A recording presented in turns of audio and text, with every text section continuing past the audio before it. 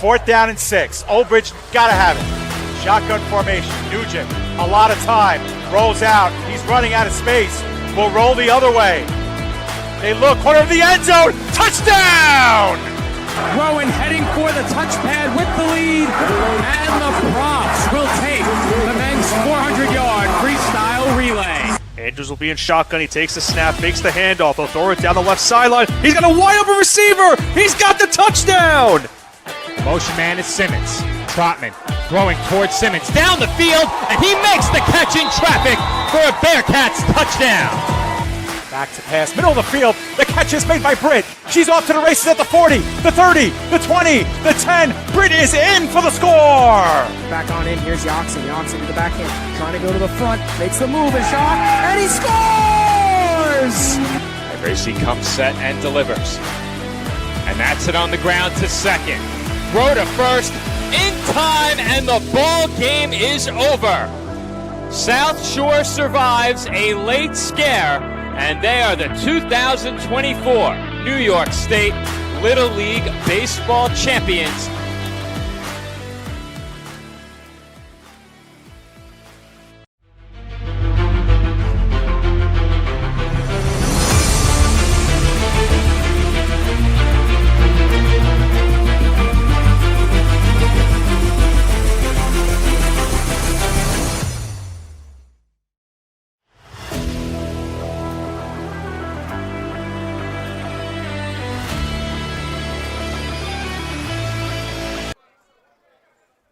Big East football here on the PDF Sports Network. Hello and welcome to SUNY Maritime College here for PDF Sports Network. I'm John McCooch, joined alongside David Pizzuto. We have the New York Dolphins taking on the New York Green Wave here in Big East football, semi-pro ball. We just had a game earlier today, and we've got one here for you. The New York Dolphins, the New York Green Wave, a big matchup between two of the top potential Titans in the Big East this spring.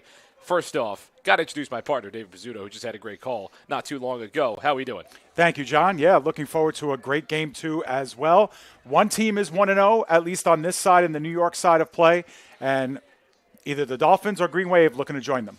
It's going to be a big one right here. You take a look at the Dolphins and the Green Wave, a big-time Big East matchup here between these two teams. Dave, let's learn a bit about these two squads. We have seen the Dolphins before here on the PDF Sports Network, but not in the Big East. Their first season in the Big East. We saw them in the EFA. They finished 6-3 on the year. They lost in the semifinals. What do you have on the New York Dolphins, Dave? Yeah, you know what? They're a relatively new program, John. You know, they've just kind of developed in the scene the last year or so, but what I really like about the Dolphins is they're a really organized unit. You know, they really do things from the inside out. You know, they started with a great coaching staff and assembling a lot of great coaches, and they got a lot of buy-in from their players. You know, Kafko, their quarterback, is a real dynamic player, and you could just see they have a lot of numbers here today. If we pan our camera over to the right side, you know, we'll see a lot of the Dolphins players. They have a big group. They have a big unit, and they play cohesively. They play for one another. And unlike maybe that first game, John, I expect them to play a good, clean football game. You know, there are going to be penalties in every game, but as mistake-free as possible. That's the way this Dolphins team likes to play, and they like their talent to be the showcase, not the extracurricular and the intangibles. When you talk about growing the game of semi-pro football here on the East Coast and the Northeast, an organization like the New York Dolphins, what they're doing right now, what they're about to do here today, it's what you want to look for. And the Green Wave, very similar. Let's take a look at the New York Green Wave. They're also their first season in the Big East. They played the Den in spring 2024. They've never played the New York Dolphins. This is the first time that the Dolphins will meet the Wave, which is a sentence that doesn't make sense, but it does make sense in semi-pro football. Dave, what do you have on these New York Green Wave guys? Well, they've been around for a little bit. You know, they've been around for quite some time, and their players tend to stay with the program. And that's always a great sign. You know, when you have players coming back, they buy into the system, they know the kind of offensive sets and the defensive sets that they want to play, and they play also as a cohesive unit. They have playmakers on both sides of the ball, and they didn't qualify for the playoffs in the Den last year, John, but the Den was noted as one of the better leagues of top competition, and they held their own.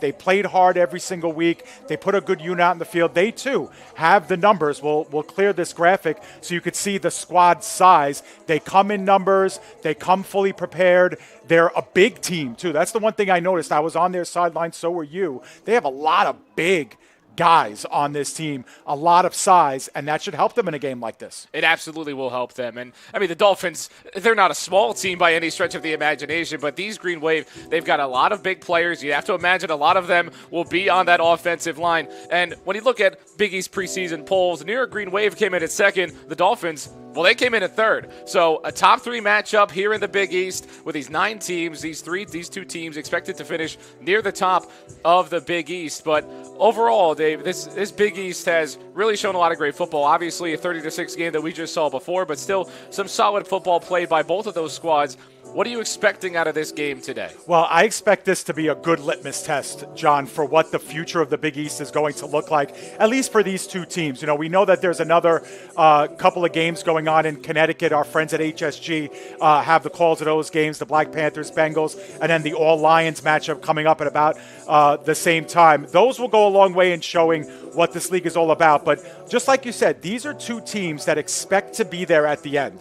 So this game is going to give us a good indication of who's the have, who might be the have-not, and who is going to differentiate themselves early on in the power rankings of this conference and establish themselves as, look, we're the team to beat in the conference. We're going to set the tone for the way this league is supposed to play. And really, the threshold for success, if you're going to win a championship, you're going to have to go through, chances are, one of these two teams. Right, you have to imagine that this may not be the last time that we see these two teams face off against each other, but I'm just going to teleport you down to the sideline real quick because you've got some people to talk to. You ended up talking to one of the co-owners here for the New York Dolphins. Let's hear from you and him as you teleport down there and find your way. But let's hear from this interview.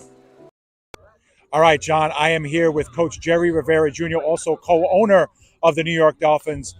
Jerry, tell me, what's it like to finally get back out here, start playing some spring football in the new Big East? It feels good. We took last spring off, and we started to come back and see what the competition is. We got some guys that came back, some guys took the spring off for other reasons, but other than that, it's not going to stop us. We're going to keep getting more and keep on going. Now, Jerry, you're one of the few teams that actually played during the summer as well. Tell me, how does that work to your advantage coming back now, just a few months later, getting ready for spring again? Well, like I said, we had from coming off a fresh season, some of our guys came right in and still in shape. And then some guys we have work them in and get them accustomed to the system, but then everybody else is already installed in what we do. Okay. And your opponents, the Green Wave, they've been around semi-pro circuit for a long time. This is the first time you guys are facing them. Tell me a little bit about what you know about them and how do you attack them? We know of them. We know guys they have. We see them in the play style. So it's just adjustments and what we have to do and get our younger guys ready for this tough game we're going to have coming up. All right. And tell me a little bit about the makeup and the DNA of this Dolphins team. What do you guys want to do when you get out there on the field? Tell me a little bit about your play style. We're an aggressive team. So we're going to go out there. We're going to hit. We're going to just make noise and have fun. That's the main thing I tell my guys. When you go out there, at the end of the day, it's competition, but have fun. It's a game like it's when you're a kid still. That's the important thing. All right, Coach, good luck today. Thank you. Have a good one. All right, John, we're going to throw it back up to you. Line coach for the New York Dolphins there. Thank you, Dave, for those words, and thank you for that one. Aggressive, aggressive, aggressive. That's the message you heard from the New York Dolphins, and we'll see just how aggressive they are in this game. But when you take on an aggressive team, a lot of the pressure ends up going to the defense. And New York Green Wave, Dave, you spoke with the defensive coordinator for this Green Wave. Let's hear from that one. All right, John, I'm here with Coach Sarad, defensive coordinator for the Green Wave. Coach, I asked them across the way, what's it like now getting back on the field, getting ready to start spring football? It feels great, man. Like, we've been out of the loop for so long winter, spring is here, better under the lights. You can't beat this by the river. You can't beat this. Absolutely. So we're ready. Absolutely. As far as the matchup today, first time ever playing the Dolphins, kind of an upstart team. They're coming off of a summer season. What do we know about them? What do we have to do to get out of here with a win? Well, we just got to do what we have to do. We can't worry about what the other team is doing. So as long as we execute, follow our keys, follow our blocks, do what the coaches say, be coachable, finish to the whistle, we'll be fine. Okay. And I know you just mentioned a couple of things you want to check the boxes of, but specifically for the defense, what are you looking for in your guys today? Well, honestly, I'm looking for 11 hats to the ball. I'm looking for, I call it organized confusion.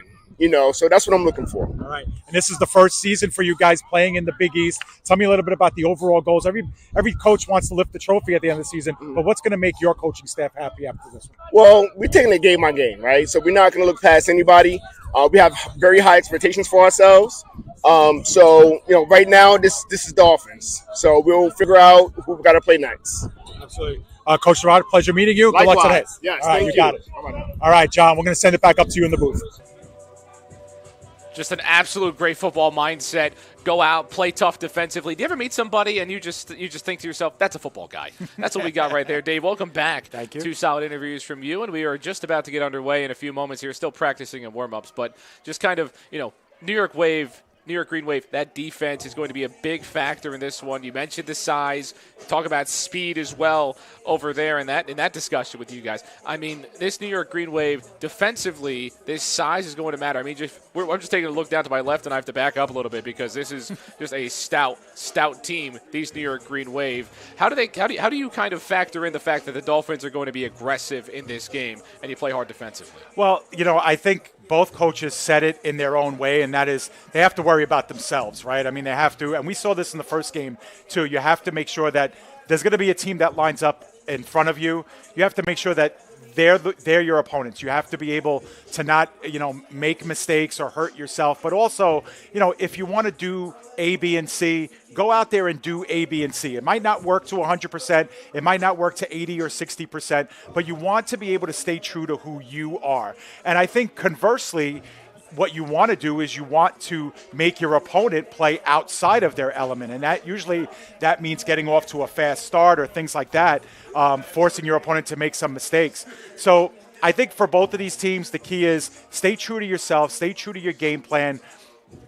Don't get discouraged if one or two things don't go your way early. It's week 1. Things are not going to work at 100%. Stay true to yourself, stay true to who you are, and do what you want to do. And listen, at the end of this game, hopefully you'll have a win to show for it. It's what both of these teams have been practicing all offseason long. We kind of heard from the last game when Gary Manji was talking about it. It was, we practice. We do all this stuff. We think about this. We talk about these things. Just stay true to who you are, like you mentioned, and just stay as you are as a team. We're getting the coin toss up here. I believe we're kicking from left to right. So we'll see exactly how that one goes. Maybe the other way now because I believe the Dolphins are going to kick off, but we'll see exactly how that goes out here. Dimitri Kovko Jr. out there for the coin toss along with Damian Ramirez for the New York Dolphins here in this one. But again, we are just about to get underway here in this game. And the New York Dolphins and the New York Green Wave both 0-0 on the year as we begin their seasons in Big East play. The second game of our slate of Big East play. This is one of 4 total Big East games being live streamed today. Shout out to HSG. I believe it's HSG, right? So big day for the Big East football. Huge season opener. Last game was a fun one, although a blowout, but we're definitely expecting a much closer game here today between the New York Dolphins and the New York Green Wave. Absolutely. We're hoping for a good one. We're expecting a good one. 2 premier programs inside and who are making their Big East debut. So as established as these 2 teams are and as organized as they are and as nice as both teams look coming into this, this is their debut and this is their first impression, if you will, in this new second-year league in the Big East. So it's important to make a good first impression. Both of these teams know that, and so this is their first opportunity to do so. It is, and we actually had some lines come out before the game. I know the whole betting thing has become just everything with the Dan Patrick gambling show they got going on. Right now, the Green Wave, as far as I know, you can't actually bet on this, so don't take my gambling advice. But it appears that the Green Wave, they're minus 2.5, Dolphins plus 2.5, and the over-under set at 40.5. So we're looking for 40 total points in this game, and hopefully the imaginary people can go make some money if they go out and do it. Right. Hey, parlays, stack them up, whatever you got to do. But I think it's a lot for bragging rights as well, right. Of being able to call it the right way. I know the Empire State Wolfpack were a favorite in their game against Shaolin, yep. And they certainly super exceeded those expectations with the big win, scoring 30 points, winning by 24. And we'll see. Again, week 1, it's always like Pandora's box, right? You're always opening something. You're not quite sure what to expect when you look into the box. But we're going to get a good chance to look into the box. And, both of these teams, the one thing for sure is that they want, week 1 is important, but week 8 and week 9 and week 10 and week 11, which is championship week, that's more important. So the process at this point takes over, right? You want from week 1 to week 8, you want to make sure that you're getting better and better with each week. And if you could pick up wins along the way, heck, get yourself one of those top 6 spots, get yourself in the playoffs, then it's really anybody's to win. These first 2 weeks are where the foundation matters a little bit more than the result. What you build off of a week like this, week 1, a season opener in New York, the Battle of New York right here at SUNY Maritime College. And a big thank you to the home of the Privateers for allowing this game to happen and us to broadcast it and always being great to us over here. But it's just the foundation that you're going to build off of this game matters so much in this season opener. We saw with the Wolfpack, and they start off with a 30-6 win. And obviously, either of these teams would want to have a blowout in that same fashion. But again, if you listen to the gambling gods, then it's probably not going to happen that way. So we're expecting a much closer game here today in this 7 o'clock matchup between the New York Dolphins and the New York Green Wave. We have had our coin toss. We're just getting everyone organized and ready to go and everything.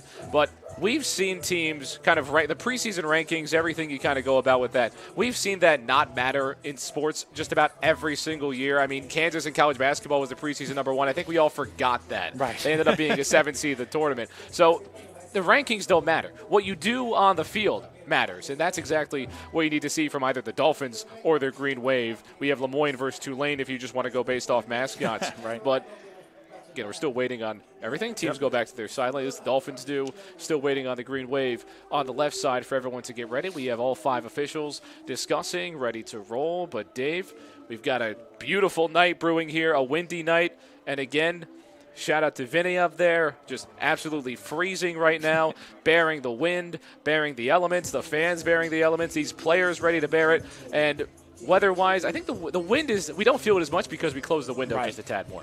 But out there, it's definitely still windy. We can see it a lot more as the night continues to brew along. So when it comes to passing the ball, it becomes a bit of a problem when you factor in the wind. So that's something to look out for as well. But season opener of Big East football, Dave, how do you expect the weather to start to play a factor in this game like we saw with the Wolfpack? Well, I just stuck my head out the window a little bit, John. Yeah. You can hear the wind in my microphone. I think you could hear it. I took one step to the right and felt it. And, it is bad out there. It is very, very windy. And it always is in SUNY Maritime. We're right on the water. You can see it on your screen. So it's going to be a factor. If you look at the goalposts and how the flags are flying at the goalposts, they're swirling on the right side. They're blowing right to left on this side that's on your screen. You could see it. It's going to be a factor, and it was a factor in the passing game in Game 1. It's going to be obviously more of a factor here in Game 2 as the temperature drops a little bit. Spring football doesn't feel all that much like spring right now, although the players enjoy weather like this. It's not ideal, and the weather will play a factor, John. There's no doubt about it. So I'd expect both teams to want to obviously win in the trenches, right? Run the football, keep it on the ground. Obviously, you want to stay away from 2nd and 3rd and long where you have to air the ball out, especially in the middle of the field. We saw a couple of interceptions, or at least one interception in the last game, but we also saw 2 or 3 what should have been interceptions because the balls were underthrown, and that was a big product of the wind as well in Game 1. The balls would have been more on a line in any other day. So it is a factor. It is a factor for sure. And, while we have a moment or two, John, before, kickoff, you mentioned about the point spreads. And, one of the key people involved in that, or that at least lets the public know, is Coach Dave Patterson, who was the former owner of the New York Patriots, won a championship in the Big East, and he has a show every Sunday morning called Way Too Early, and we're very lucky on the PDF Sportsnet to carry that show, although not as early on Sunday. We let it go live on the Three Bleezies Facebook page because they are the end-all, be-all of semi-pro, but we're lucky enough to carry it on replay at about 11 or 12, and he talks about a lot of these spreads and where they're coming from and how they're derived, and he gives the audience a good a good breakdown, not only of the Big East, but some of the other leagues right now on the East Coast, the ECFL, the East Coast Football League, and the NEAFL, which also play during spring. Those 2 leagues started last weekend. The Big East, the last of the big 3 here in the metro area of the leagues to kick off here this weekend.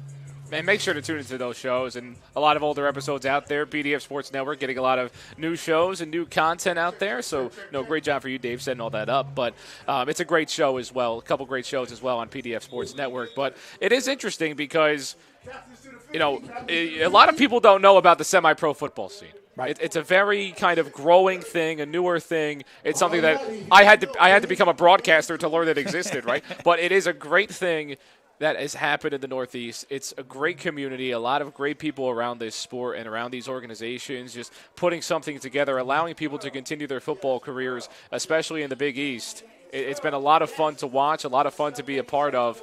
But teams ready to line up, get things underway as we get to show you why it's been such a great experience being a part of semi-pro football here in the Northeast, in the tri-state area. PDF Sports Network, the New York Dolphins and the New York Green Wave. As the music starts to get a bit more hype here, and both teams ready to roll. And also, shout out to the Three Bleezies. Nobody does it better than those guys. Nobody. We got to meet them Nobody for at the all. All-Star game. I mean, I don't know if you heard me on that broadcast, but I was ready to start laughing constantly. It was they're great. Hilarious. And as funny as they could be and as light as they keep it, they're also extremely informative. Yes.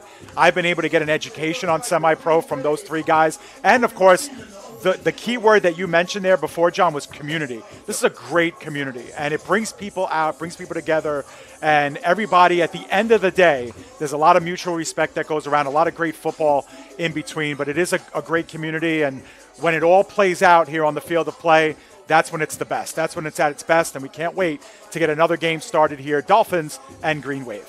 The New York Dolphins and the New York Green Wave ready to roll here at SUNY Maritime. We got an onside kick!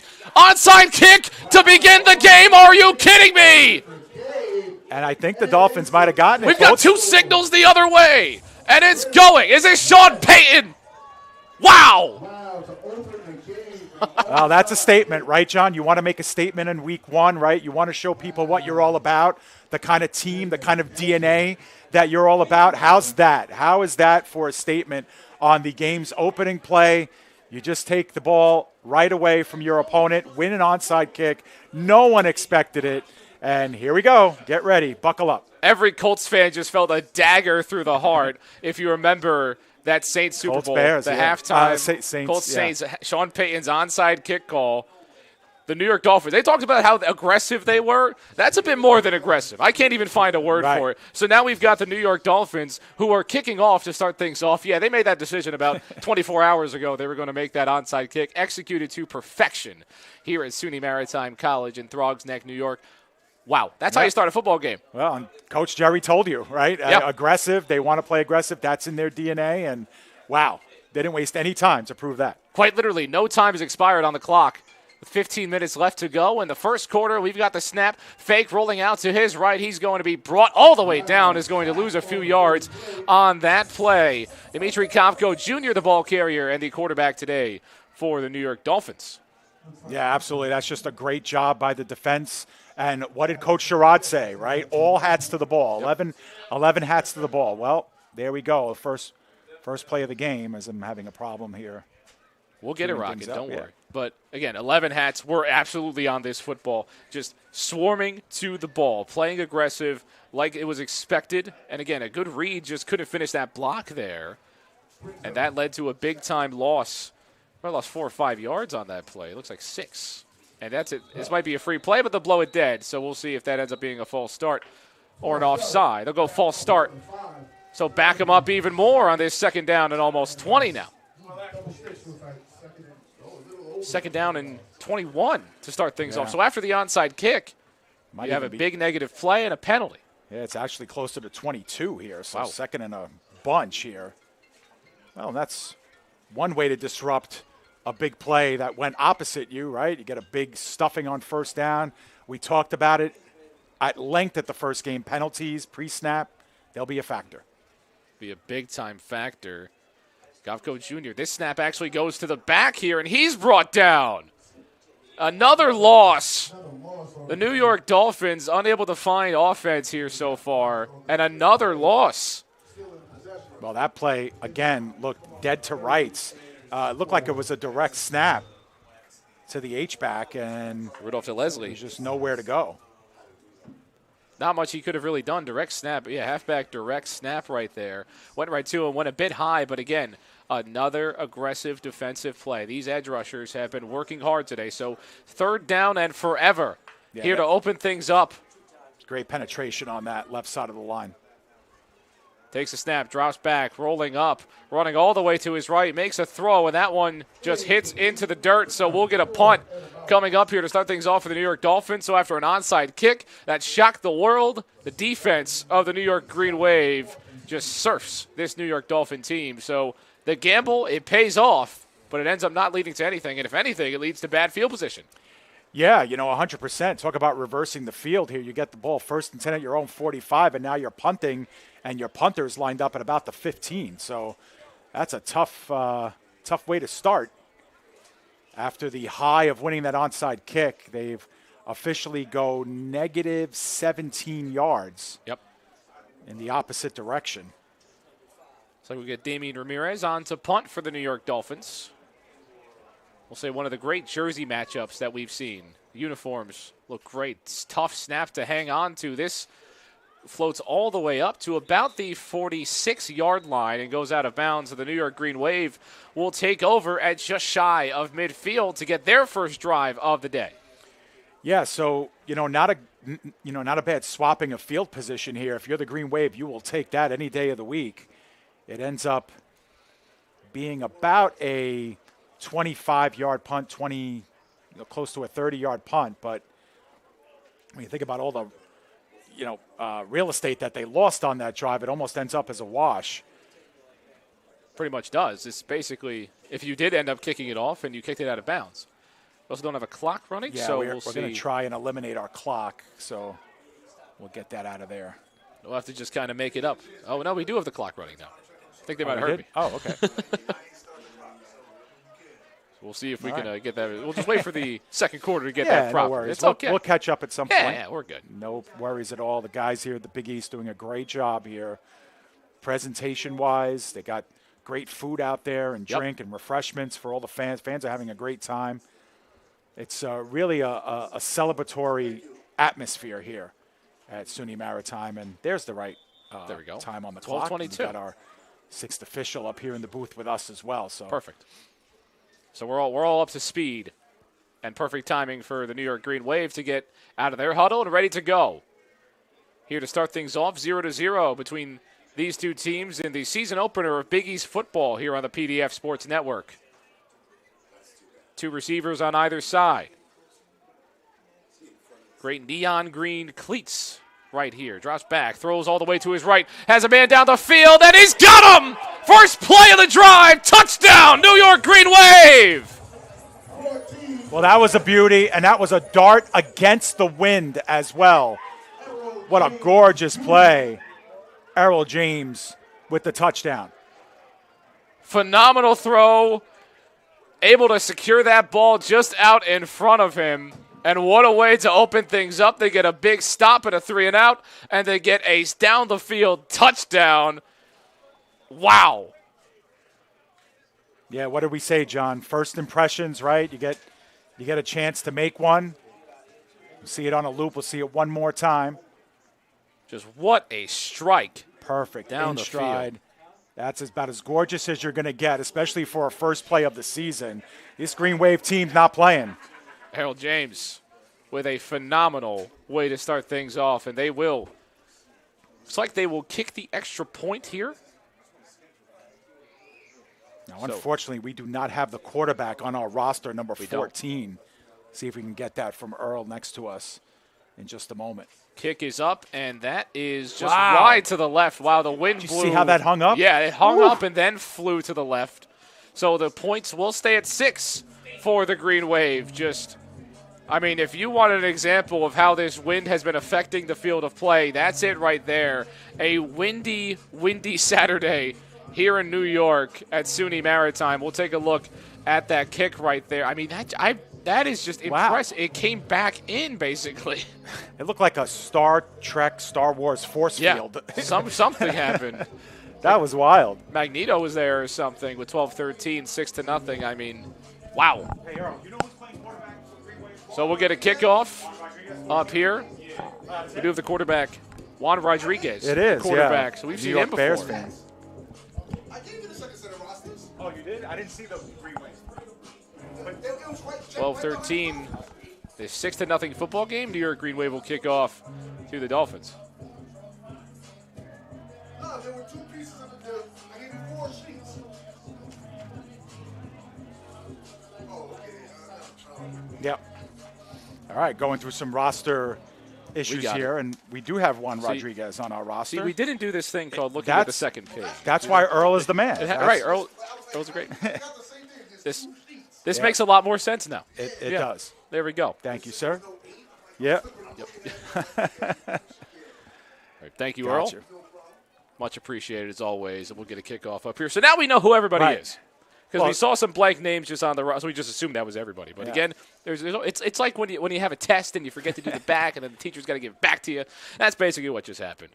Juan Rodriguez is like just picking up where he left off. Exactly. That ball floated again and almost fumbled a botched play here, muffed on the kick, but was able to get back on it. Yeah. Listen, that wind is player number 12 in this game for both teams. For and against. It's like, when you play and you're young boy, John, you play with the official quarterback, right? Yep. He's on both teams. Yeah, that's the wind's role today. Yeah. He's on both teams and he's fierce tonight. He came to play. We've got a good fan showing out, and that's usually the 12th man. So we've got 13 players on the field at all times right now. 100%.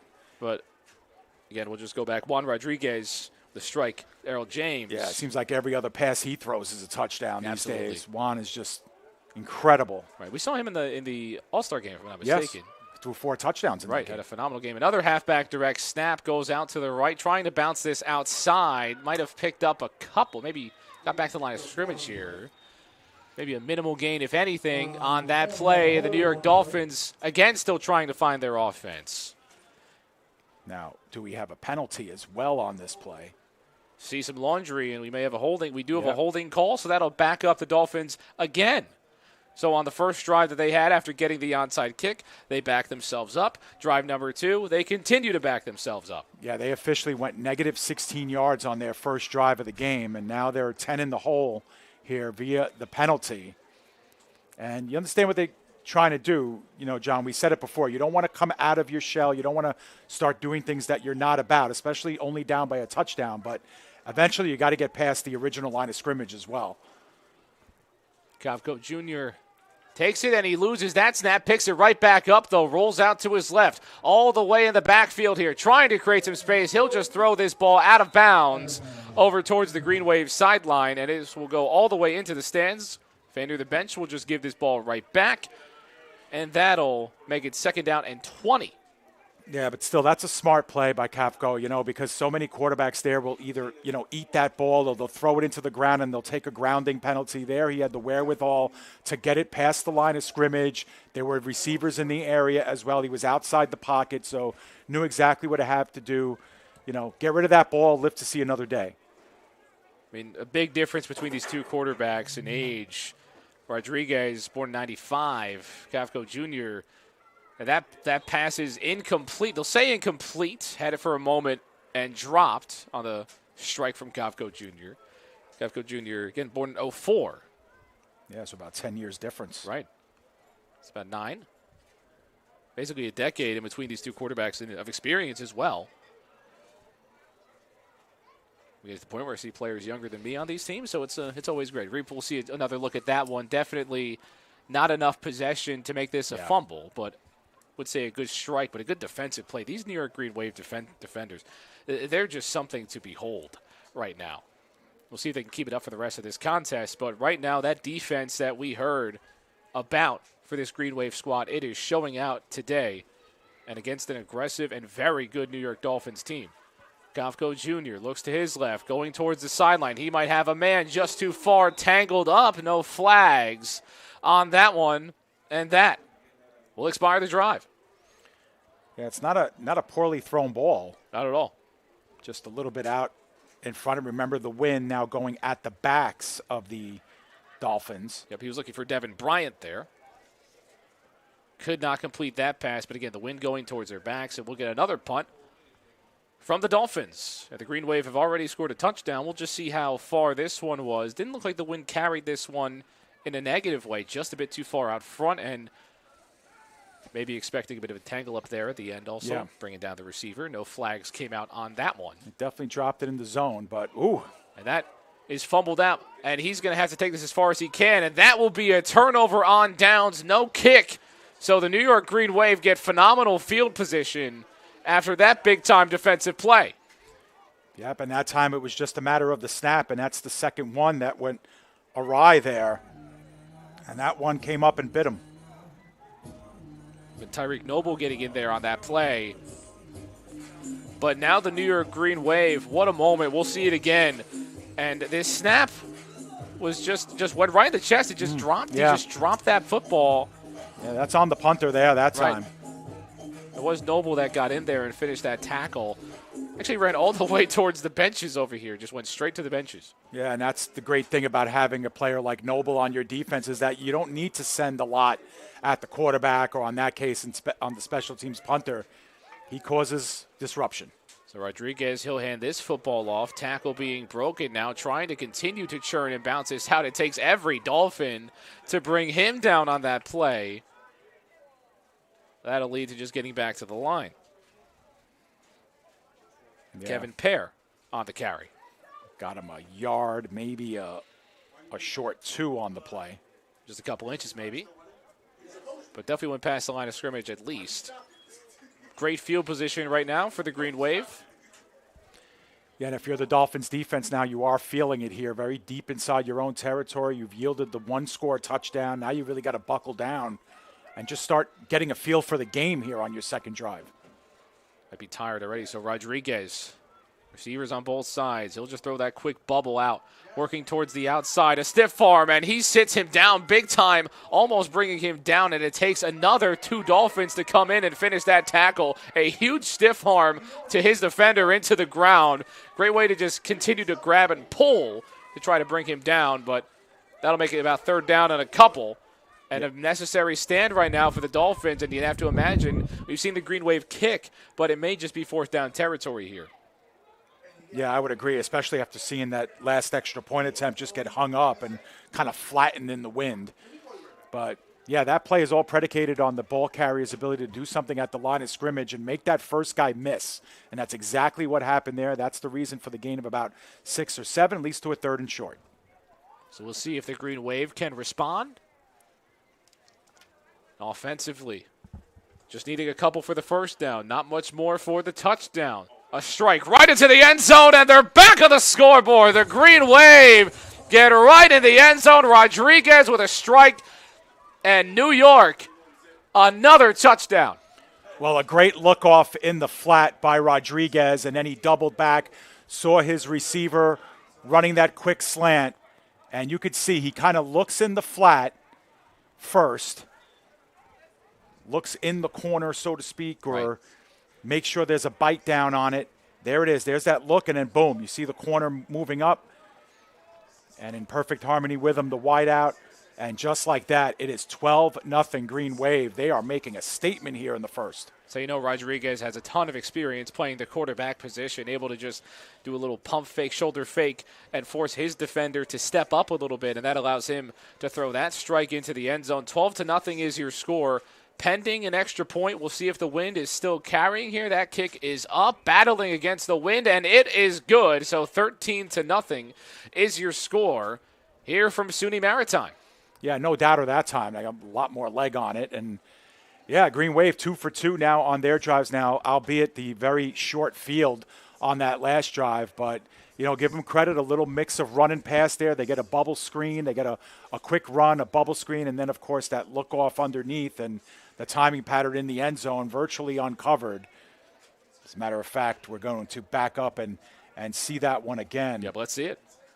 And you could see, you know, watch the cornerback who's in the slot at the top of your screen. There he is. He's kind of got the white, you know, white arms sleeves. there. Yeah, there he goes. He bites up, and there's Rodriguez sees it, and he makes him pay. That's a nice read there by an experienced quarterback who's played on a couple of championship teams now and making it look a little easy here in the first half of the first quarter. Right. I mean, the way it's described is such a simple, okay, just shoulder fake and then make a strike. But you have to know that that's a possibility while you're doing your pre-snap reads. And Rodriguez making a great throw and a great read. That's something on film that you're probably going to want to watch as a coach 1,000 times. Yeah, teachable moment, too. And obviously it's hard, right, because Rodriguez does have that pass in the flat if he needs it. And if the cornerback doesn't bite down and doesn't trust the safety behind him to kind of polish things up. But it worked against the Dolphins that time. Right. If it was so easy, I'd be out there and not in the booth right now. We'll get a kickoff. Oh, it's easy up here. We get to second guess and take a look at everything 3 and 4 times. Right. We get to check it out as many times as we want. And you get to watch it on YouTube again. And again, almost another muffed kick, but it is returned. The Dolphins trying to set up field position, but a big-time wrap, and hats onto the football for the Green Wave. And we get a penalty. He dragged the football back out in a taunting fashion, and that will lead to a penalty. Yeah, that's a tough break there. We'll get to see the final stages of that here on our replay. Right, just ripped the football out way after the play was over. We'll see the kick itself, as this one was almost muffed too, so it gives the Dolphins a bit of better field position as well. And kind of squibbed this one, made it a bit harder to return. Not again, really. Just tried to bounce it, couldn't find much. And just not really happy with the blocking downfield either with the Dolphins. It looked like a lot of guys just standing up and really waving at a couple of guys going past them. But they get the benefits of the call here, and the Dolphins, for all intents and purposes, get really good field position here to start drive number 3. And much, much needed field position. Kavko Jr. fakes to his right, now rolls out to his right. And we'll just Brett Favre flick this, but it goes nowhere. And it will end up being incomplete on the underhand pass from Dimitri Kavko Jr. John, it went nowhere. It almost got intercepted. That's right, it just almost got plucked right from outside the one off little underhand there. You could see it. He just almost threw it right in the breadbasket of number 3. Yeah, he would have had it. He would have been very far down the field. That would have been just devastating. It's already a mind-boggling play, but it would have been even more ridiculous. That was the one time that Kafko actually had a little bit of time, too, in the pocket. There wasn't somebody bearing down on him. When he's gotten the ball from these snaps, there's almost been a defender in the backfield with him. So he'll take the snap yet again. He'll do play action, rolling backwards, and again, it makes a completion, and that will be enough. It looks like for a first down, slides into the sideline. Everyone's all right. Looks like the chains, they want the chains to move. They haven't moved just yet. Now they'll move. So we'll get a big first down for the Dolphins after what was almost a disastrous turnover. They get down the field and past midfield and past the SUNY Maritime logo. Yeah, we'll get another quick look at it as well. And, it was a quick developing play, and that's what really the Dolphins have to start doing here. We'll get you back to live action in just a moment. But you could see they have to develop these plays quickly because the rush is coming in hot on Kafko. Starts with checking your protection if you're Kafko, trying to figure out where these defenders are coming from. He'll take the snap, fakes out to his right. He'll keep it himself, and he just gets stuffed. Might have lost the yard there, it looked like. But got first down about 11, maybe 12. And just a puzzling play after that. Tried to keep it, and again, not getting the blocking on these runs that you expect in a game like this. But these Green Wave defenders, again, you talked about the size before this game. It is just showing out big time right now. We'll get back into setting this play up. The receivers on either side, one back in the backfield, and Kavko Jr. trying to keep this offense churning for the New York Dolphins. Defender's trying to come up, takes a snap, looks back to his left, rolls out to his right, looking for someone down the field. He'll make a spin move. It's the B button, almost getting dragged down and can't get back to the original sticks, but he might have picked up a yard or two. That's a great job of the Green Wave staying disciplined in their lanes, not allowing Kafko to stretch it out to the point where, he gained the line of scrimmage, and he did have some good time back there in the pocket. His line did a good job in front of him, but you just get the sense, John, that if the Dolphins are going to be successful in this game, they're going to have to run the football a little bit. If they get into this one-dimensional, they have to pass on every down. You could see Kafko's just been uncomfortable. He's just been running out there left and right, trying to manufacture his own time. He could make the throws. There's no question about it. but it just seems like as they begin to become one-dimensional, it takes away from what they want to do. We got a young quarterback room, this New York Dolphins team. Another rollout to his right, trying to set up this quarterback, and a strike just behind the receiver, and that'll be an incompletion to make it 4th down.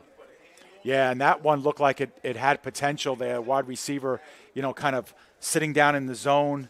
That was Shaquem Peckwis, the intended receiver, and he was right there at the sticks. He kind of sat down right there, but the ball was thrown a little bit behind him, as you mentioned, and that'll bring up. Now they have 3rd down out there. I think this is 4th down coming up. I believe so. Yep. Should be 4th down. Yeah, they had the keeper that went for nothing, and then they had the run. Ran again, yeah, and the then run. that's 3 plays. Yep, and now the incomplete pass. So this should be 4th down. Yeah, now they've reset. Right. So good job there. Haven't been too good at math lately, but I can count to 3. Well, I can do they've made me second guess myself a lot of times, the chain Yeah. gang. So It's not an easy job. no, and I'm grateful for them. Right, absolutely. Receiver in motion for the New York Dolphins. Drops back, looking for somewhere to go here on this 4th down play, and that will be a hold because the helmet is off. Yeah, This ball chucked illegal. up all the way into the end zone. Illegal Don't want an hands to the face. interception. Yep, illegal hands to the face. However you want to call it, but that's incomplete regardless, so they should decline the penalty. Right. And he's not happy about it, obviously, because his helmet came off. I would be pretty annoyed at that, too. Yeah, well, it was declined as expected, so it'll be a turnover on downs as we are inside of 2 minutes here into the first quarter. And again, that's just another play where if you don't grab the face mask or if you don't use the hands to the face, you've got a guy unabated to your quarterback, and that's just been the difference. And for the Green Wave, you're playing relatively easy, right? Because of these 2nd and long, 3rd and long, 4th and long, you're going to be able to kind of tee off on the quarterback, send numbers in, blanket coverage, 2 dark jerseys for every light one, and it becomes a little bit easier to play that way. We've got a drone out there. As we get things set up. See a drone. That's the Madden cam right there. The batting cam, we might need to see it. Can we get that on PDF Sports Network? Can we get a designated drone flyer? Vin's trying to get it on the camera. I think, yeah, there it is. It's over Good job, there. Vin. Great job. Great man. stuff. Giving a I don't know who's in control of that thing, though. Yeah, one of these teams is, and they'll get that look from behind the quarterback or behind the middle linebacker. And give some good looks. But you got to have control over that thing, because if you lose control, because I have a drone and I lose control of it all the time at the park. And so that was you doing the drones in New Jersey. It almost hits dogs and walkers and passersby. Yep. It's not a good look. Not at all. And then you got to go pick up the drone. A big handoff right here, barreling through, falls down to the ground hard as well. Picks up 4 on that play to the big back. Picks up some good yardage on that run for the Green Wave. Yeah, the clock isn't moving right now, but it should be. So we're coming towards the end of the first quarter. Getting there. Yeah, and I see some people in the stands with some Black's Barbecue down there, John. It's really? Starting to look really good, yeah. They have that in New Jersey? I've had it in Texas, well, Black's Barbecue. I'm sure New, it's different. New York, or New York, our pal right. Sean Kelman. I'm used to being in Jersey. Semi-pro staple here. Yep. Great stuff. Yeah, we're Jersey boys, but we're in New York Right. now, John, so... Right. It feels like New Jersey out here sometimes, just because I like it so much, So we are in New York, if you didn't know. If that's more for me, not you. Rodriguez takes it, looks immediately to his left. They'll get the screen pass out there, trying to pick up this first down. They do, and they'll pick up some more yards. Breaks that tackle, cutting it back inside, picking up even more yards and down near the 40-yard line. What a play for this team and this Green Wave. Well, it was well set up, John, from the wide out, retreating a little bit to go grab that, and then the downfield blocking. Obviously, the ball carrier making a ton of moves as well. I believe it's Earl James again. Yeah. It's a nice job there. Yeah, it's 1, 2, 3 tackles that were broken there as we are at the end of the first quarter. That will, in fact, do it for the first quarter of play. The New York Green Wave leading over the New York Dolphins right now, 13-0 at the end of 15 minutes of football here on the PDF Sports Network. John McCouch joined alongside David Pizzuto. And Dave, this has been a phenomenal showing by the Green Wave, and we'll talk about them. But how do the Dolphins kind of get back into this game? It's been a tough one so far in this first quarter. Well, they have to slow down this Green Wave passing game because Juan Rodriguez right now is pretty much getting to do whatever he wants out there. And it starts with time, obviously, but they've woven in the they've woven in the run game, but again, can't kill yourself with the penalties early in the drives to set you up on first and second and long, and you got to get off the field here on this drive for sure. And right now, the Dolphins, the Green Wave 2.5 betters are sitting pretty right now, but we'll see as this game goes along. Back in action here as this run bounces all the way to the outside. Wow. He's got some space, cutting it back in, making a spin move. He's still on his feet and still going down near the 21-yard line. A huge gain, and what a run. The Green Wave continuing to pound the rock. Well, that's just it. They're getting to, run their mix of offense here. You got some passes out into the flat. You got some passes downfield. Now you mix in the run game. And, when you're playing on the back of your heels like the Dolphins are, it's getting dangerous. You could see guys standing up at the line of scrimmage, just getting down and set into their stance. And you see the motion and perfect timing with that handoff. And then look at the downfield blocking. The Green Wave really doing a great job. And that's what's lost in all this. We talk about the talent of some of these, positions and the guys, but if you don't have hats downfield putting their hats and their hands on other players, plays like that don't go for much, but they're doing a great job downfield blocking. Great job, as always, from this Green Wave team. And another run trying to get behind the blocker, but just gets stuffed behind him, and he got couple yards on that play. So another run for this Green Wave. And for this Dolphins defense, you mentioned how they're kind of just standing, getting into their stance, a bit tired. They've been on defense for most of this game in its entirety. So you have to imagine already these Dolphins defensively are just tired. It's been a couple 3-and-outs. It's been penalties. It has been tough for these Dolphins defensively, especially when you're playing against a run-heavy team like the Green Wave have been. Just have to be exhausted. Yeah, that was a good tackle, too, by Devin Mirabal on that play. Yep. He chased down the ball carrier there and got a good wrap-up, kept it to a gain of only 2. So it's a nice play. 2 receivers either side, back to the left of Rodriguez. Takes a snap, looks to his left, immediately throws it. He's got a receiver. He's breaking a tackle and gets pushed out of bounds just shy of the 10. Yeah, that's Terrell Christian, and it's going to move the chains.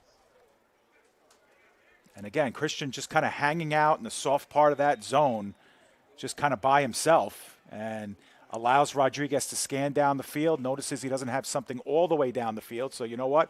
I'm going to pop it off to Christian underneath, and we're going to let him do his magic. Christian makes a big play, and a first down will be had. The chains are down, so this will be just at the 10, so first and goal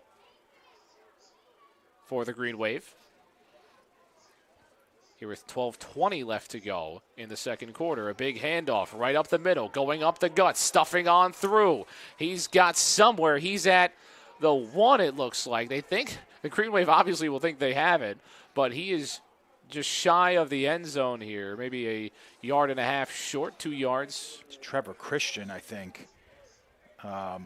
Trevor Carson, and yep. That's a big guy coming down the hard the A-gap. Oh, yeah. That's a tough man to stop. Here in New York for the New York Green Wave. Just one of those backs. And when you have a guy like that that can just barrel through going against a tired defense, that's a player you want to have out there on the field. Wondering if that's him, actually. Let's see. Yeah, that's him. That is him. That's Carson. All his entirety. Fake to his right, looking, throws into the end zone towards the corner. A flag is out. Dolphin down.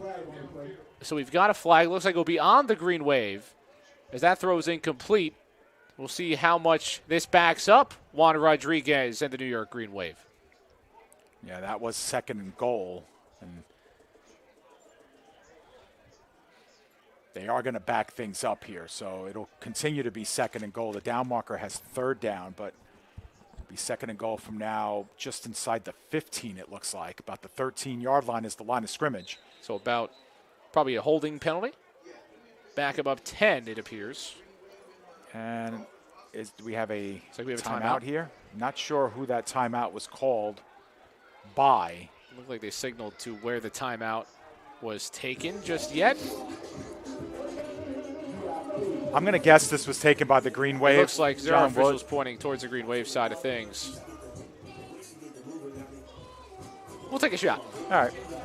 we'll call it a green wave timeout. Right, and if we have to make an adjustment, we make an We will. adjustment. 10:53 left to go in this second quarter. So now you get backed up. We talked about, both teams kind of talked about not beating yourself, and now the Green Wave have an opportunity. I mean, you go up 20-0 effectively. This game is almost, the same situation we saw with the Hurricanes. So it's a tough situation. It looks like we got some rain. Is that some rain? That is rain. Raining, and that means we have a camera up there as well. We have a camera up there. We're going to see if we can. If you got the rain gear, I don't know if you got the rain gear. We do not have the rain gear. Fun. Well, the camera's broken anyway. Yeah. 13 That would to be our luck, though. I don't That think would be right. there was not rain in the forecast, and we're hoping Didn't that see it's it. just a passing shower Right. here. But, yeah, that wouldn't be good. Vinny said early he was fearful of the clouds that were Oh, coming gee in. whiz. And I kept checking the put the forecast. and jinx saw on. no rain. I did. It's my fault. Rodriguez takes it, throws it that same spot on the right side. Can't find a receiver. No flags on the play.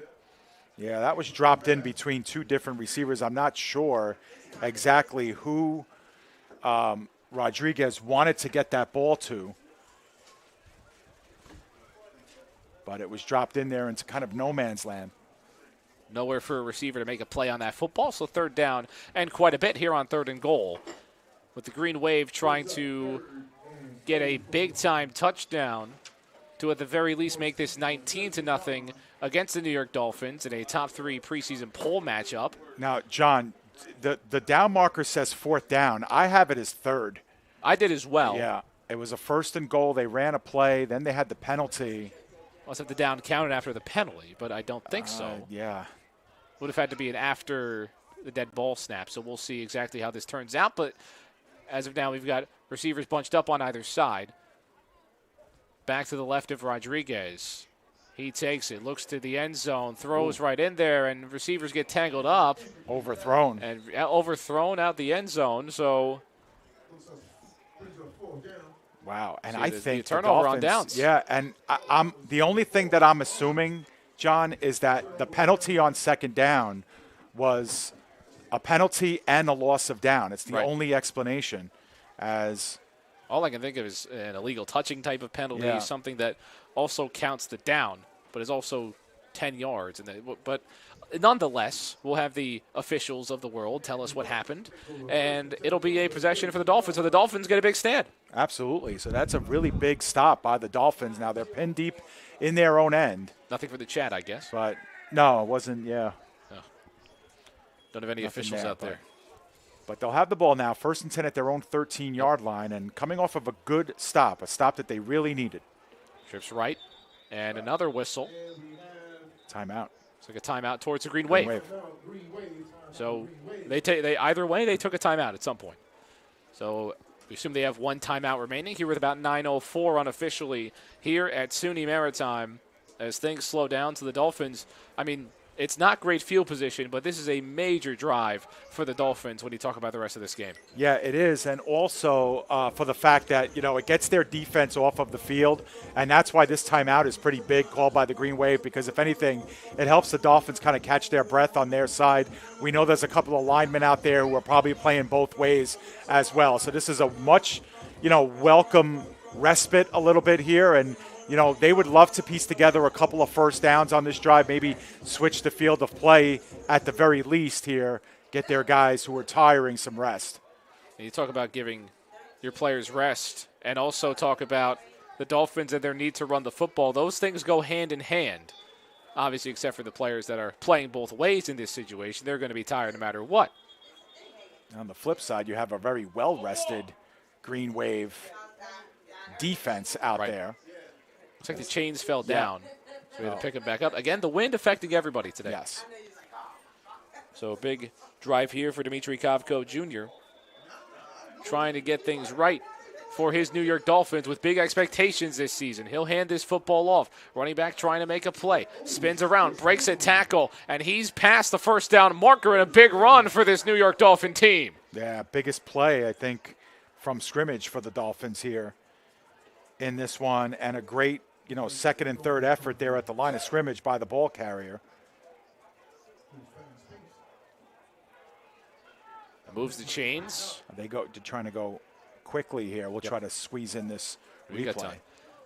I mean, Was wrapped up right there, but found a way to just spin around and make that play happen at the 27-yard line for the Dolphins. Yeah, and that is Kendall Samuel. This run has nowhere to go. So it'll be a loss of a couple now after a big run on the previous down. That mist starting to come in a bit stronger now. It looks like it's, you can see with the lights, it's just gracious. misting and misting on this field. Hopefully that, again, just kind of passes through. Yeah, we weren't expecting that precipitation. It's always a bit more accentuated when you have the lights on. We're playing under the lights here at SUNY Maritime. Yeah, it's a decent mist, very windy Right. kind of mist there. Just not what we needed here. Thoughts up to Vinny. Both receivers on either side. That snap goes off of the helmet. A tackle down. The whistle was blown. We've got a flag. Looks like because of that hit after the whistle. He thought the play was still live. Yeah, I thought it was too. Right. It was like another direct snap. And it went off of running back's helmet as well. This play gets blown dead. We'll see where the flags go. I'd imagine it's on that tackle. Haven't seen the ball move just yet, but we might. Got an offensive foul because Right. the play was whistled dead. Right, so it could have been a false start they whistled it dead for. And then maybe after the play was over, a roughness call on the green wave. So you have to imagine that it's a pre-snap and then a dead ball, if that's what it is. So it was an offside, actually, not a false start, and then they call the unnecessary roughness on that tackle at the end of the play, after the play. So it'll be a 15-yard penalty. But it will give them an automatic first down, John, and that's the big part in all this. The Dolphins get a freebie. Much needed first down for the Dolphins. You'll take them any way you can get them. Have not put up points on the scoreboard just yet. The Dolphins trying to work. Two receivers on both sides. There's a fake handoff. He'll keep it himself. Gavko Jr. breaking a tackle and now getting brought down all the way back towards the sticks. He'll get forward progress. We've got players with his helmet off. We've got a flag down, and he's not agreeing with it. But there were some extracurriculars, it appeared to be. So another penalty, and that will likely end up as a 15-yarder if it's on that green wave again. Yeah, we don't have a number 3 on our green wave Don't see him. roster. So we don't know who is without the helmet, but more laundry on the field, and we'll get a chance to see how this turns out. You know, quietly, this is another, well, looks like the offset. Unsportsman offset. And as a result of that play, it was a 3-yard gain. And we saw an ejection in the last game to see two unsportsmanlike conducts already put together in this game, with 7:22 still left in the second quarter unofficially. Maybe something to look out for. Yeah. We saw one of the Hurricanes get removed from the contest. And again, John, the down marker says third down. I think this is second down. That's what I thought as well. First, there was a penalty to make it 1st and 10, and then there was a 3-yard run. So let's pay attention to that. See if they end up sticking with that. The handoff goes down. Flag, And another flag. penalty, another flag down. Holding against the Dolphins. Kendall Samuel on the carry, but it does end up going back the other way. So another penalty.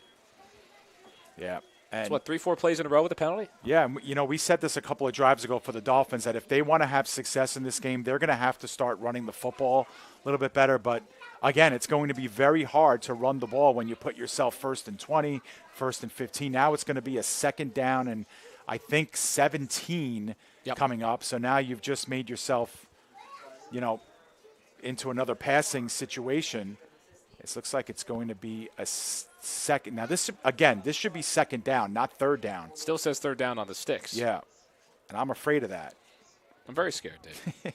I'm terrified, actually. Yeah, we have it as 2nd and 15. The down marker has it as third down. And we'll see what comes of this here. Clock is moving now, just outside of 6 minutes.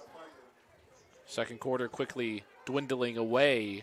The Dolphins trying to find a semblance of offense here in this first half. Nothing yet. They're down 13-0.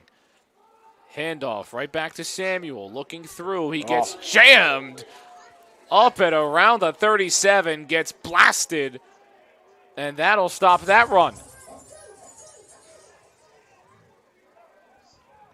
Boomstick.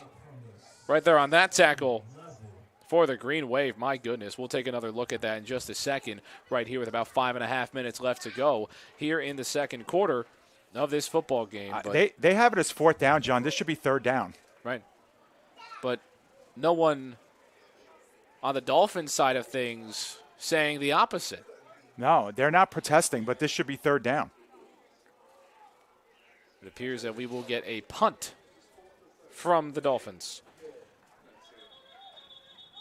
Rudolph. It's 100% 3rd down. It's 100%. Go back and check the tape. So we'll get a timeout as well, it looks and it like. looks like it's going to be taken by the Dolphins, perhaps. Maybe to discuss this. Right. To discuss that. Well, you have to imagine we had a penalty that gave the Dolphins an automatic 1st down. And then they had a 3-yard run by Kafko to make it 2nd and 7. And then they had the penalty, which made it 2nd down. They had it as 3rd down. Yeah. So, yeah, there's no doubt about it. It should be 3rd down and 13. Instead, on the field, they have it as 4th down, and the Dolphins are fixing the punt. So a lot of stoppages off penalties, a lot of time to grab that barbecue you mentioned, which I have to try next time I'm up here, as it does sound good. One of the staples up here with just over 5 minutes left to go. We've had some food sponsors as well on the PDF Sports Network. Yeah, Shout out to 100%. You know, Black's Barbecue is a, sponsor of the EFA that we cover in the summer. So we played his commercial earlier today. We will at halftime again. Hear from it again. He's not giving me any. Here we go. Yep. So I don't know. Again, I think it's 3rd down, but trying to see it the looks like here. they're going for it on 4th down if the down marker is correct. Well, he's originally punting. I saw a punt formation. Now they're going under center. They call the timeout.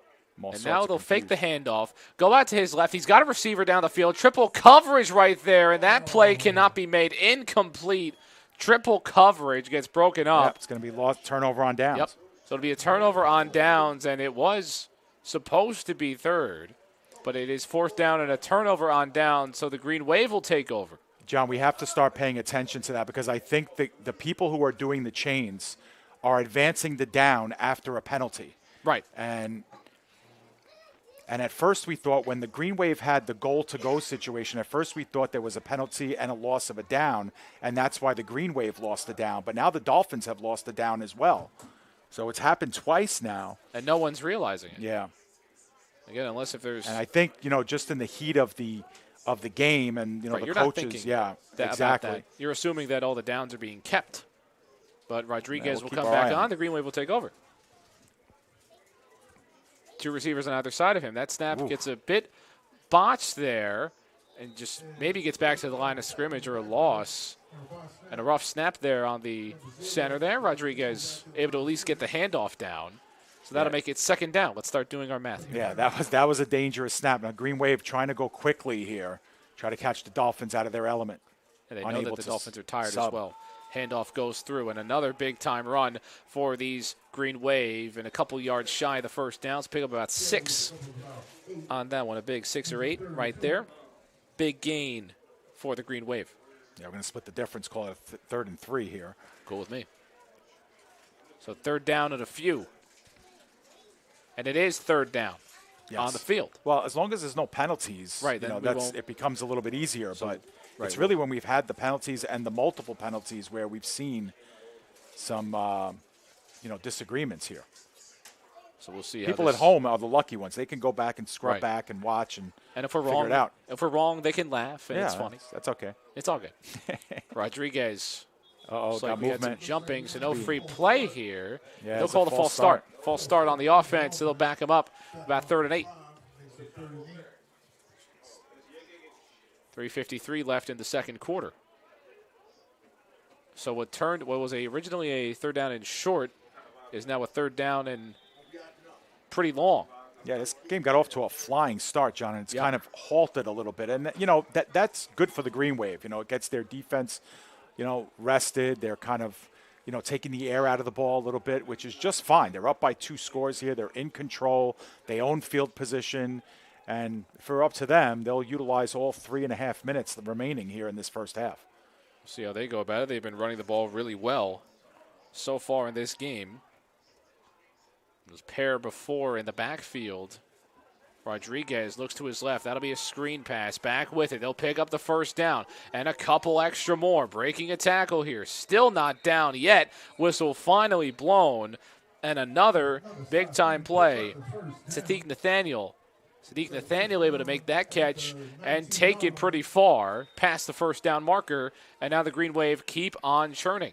Yep, get another look at it here. And again, just look at the blocking that develops in front of Nathaniel. He's able to kind of, find a nice lane in there. And, he's got the jets in the back of those sneakers that he's wearing. So he can very easily turn a play at the line of scrimmage into a 15, 20-yard gain downfield. And now Green Wave once again inside the red zone.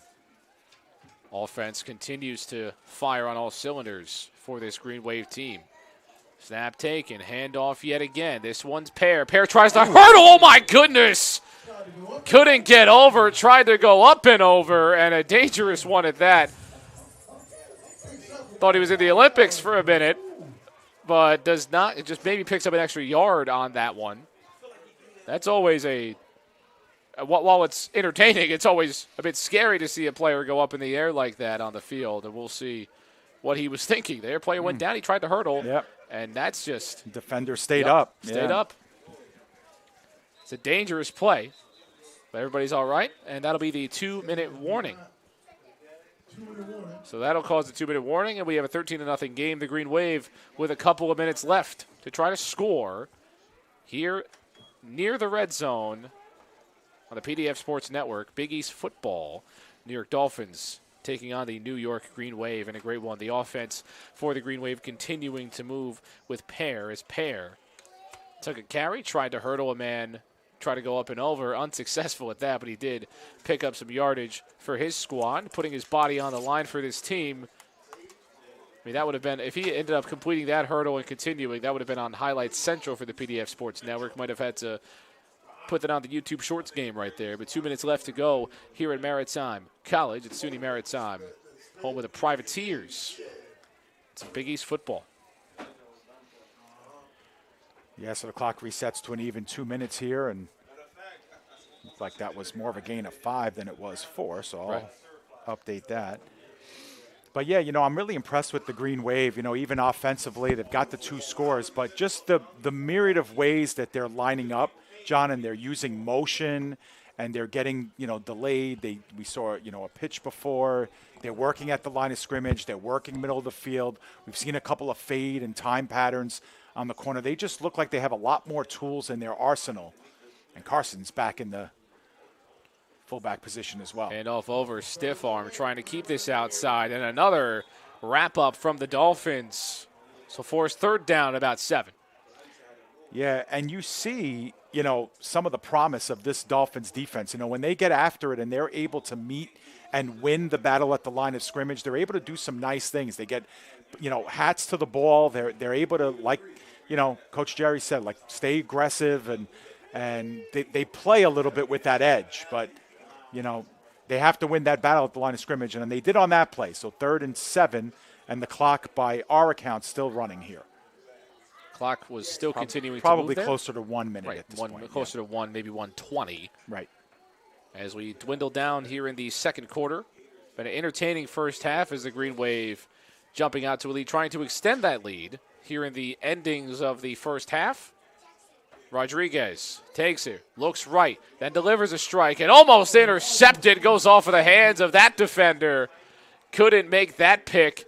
And a read that might have been a miscommunication between quarterback and receiver almost becomes disaster for the Green Wave. Well, that time, if the safety is able to move up, John, and meet that ball where it is, he's got himself an interception. Instead, he's kind of sitting back there, and the receiver almost got there before. And look, if you're this safety, you got to step up there and go up and get it. Still able to make a good play on it, break things up. But that could have been dangerous and could have went the other way as well. So for another 4th down here, big play for this Dolphins defense.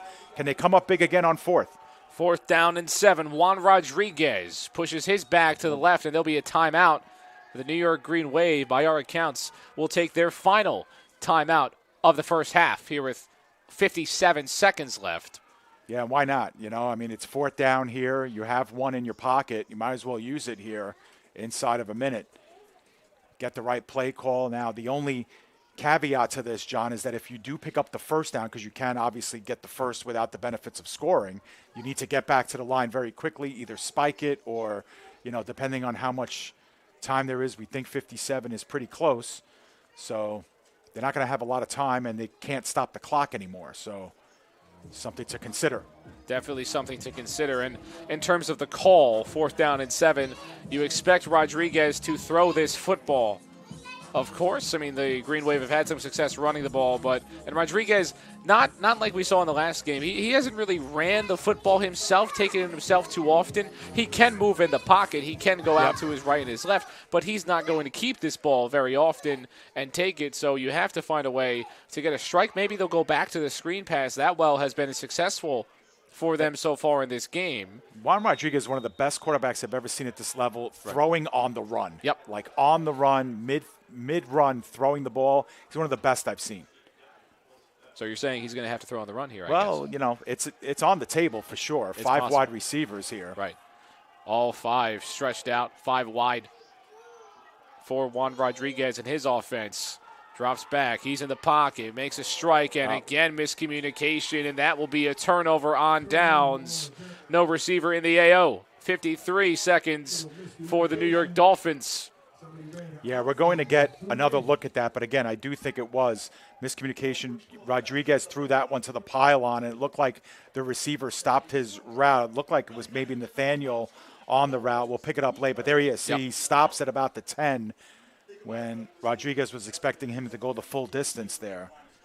It was Terrell Christian, who was the intended receiver, the only one really in the neighborhood. But now the Dolphins, by our account, have 2 timeouts remaining, 53 seconds remaining in the half. Obviously, you don't want to be too risky with what you do here and, you know, give the Green Wave a short field or an interception here. Remember, you are going against the wind here if you're the Dolphins. We'll see what they can do offensively, how risky they are. We heard in the pregame they are an aggressive team, and that's going to hit the ground and be incomplete. And now, with 50 seconds left, what it appears to be, with 2 timeouts, 2nd down and 10, 39 seconds it will be adjusted to on the game clock. So with 39 seconds left, you also, if you keep throwing this ball, you get 2 more incompletions. You may force a punt here if you're the Green Wave and give yourself a little bit extra time. Yep. And also force them to have to do a punt, which has not been super successful for the Dolphins. Yeah, it ended. So far. It helped Green Wave to their 2nd touchdown. Remember, on the short field. Now we did have a penalty, right? So they're backed up even more now. So now again, it should be 1st and 20, right? Okay, there they go. They get it right. Yep, we're all good. We're all good. All right. They're listening to the broadcast in their ears. I'm sure they are. I'm sure. We see a good amount of AirPods here. I mean, everybody's, I'm sure, listening to us talk about some ball. Of course. Maybe they'll listen to one of the PDF shows. We'll see. Dropping back, now stepping up, rolling to his right. He's just going to take it himself, look to go out of bounds, and he does. Stops the clock. 32 seconds left. The run from Kovco Jr. Got about 8 yards on it. 8 or so yards. So 2nd and 12 or 11. And that also stops the clock and brings up 2nd down. As the Dolphins... trying to avoid being shut out in the first half, and also trying to avoid a dangerous turnover here at this part of the field. Well, they've reset the clock to start again. Actually, no, it's 27 seconds. That's where wind it down a few more seconds there. And, you know, if the Dolphins don't do anything productive on this play, they could opt to just run it and just run out the clock on 3rd down. Green Wave can't stop it. No more timeouts. By our accounts, anyway. Dropping back, stepping up in the pocket, and being dragged down, and that's not what you want. Helmet comes off. It will end up being a sack on that play. It'll force 3rd down. And a player down on the field for the Green Wave, it appears to be. We'll hope he's all right. We'll get the trainer out there. And that'll stop the clock with inside of 10 seconds left. And realistically, that might even do it for the half. If the Dolphins elect not to run a play. Looks like that'll be the quarter. Yeah, that'll be the end of the first half. Yep. That'll end the first half of play. The New York Green Wave on top of the New York Dolphins, 13-0 after a full half of football here from SUNY Maritime College, home of the Privateers here on the PDF Sports Network. Back up to his feet as well, which is always good to see. That's always great to see, back up to his feet on his own power, walking away. But, Dave, that'll do it for the first half here on PDF Sports Network. We've got a great half coming up as well. 13-0, the New York Green Wave lead over the New York Dolphins. We'll be right back in just a bit for the second half of action. We'll see if the Dolphins can make this a football game in the final 30. We'll be right back here on the PDF Sports Network.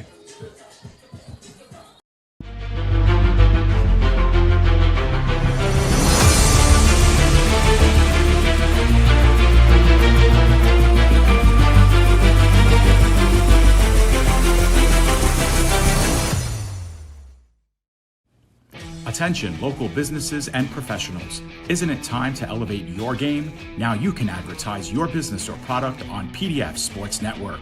Your ad will appear on all of our broadcasts, including this one. Don't have a commercial? We'll make one for you, absolutely free. What better way to showcase your product and brand while supporting the best local sports, teams, and leagues? Call now at 732-723-8189 or visit us at pdfsportsnet.com. Multiple studies have shown that marijuana can slow both driver reaction and response time, which can be really dangerous. It's here. It's here. Wait. What? I can't drive. Why? My. Oh.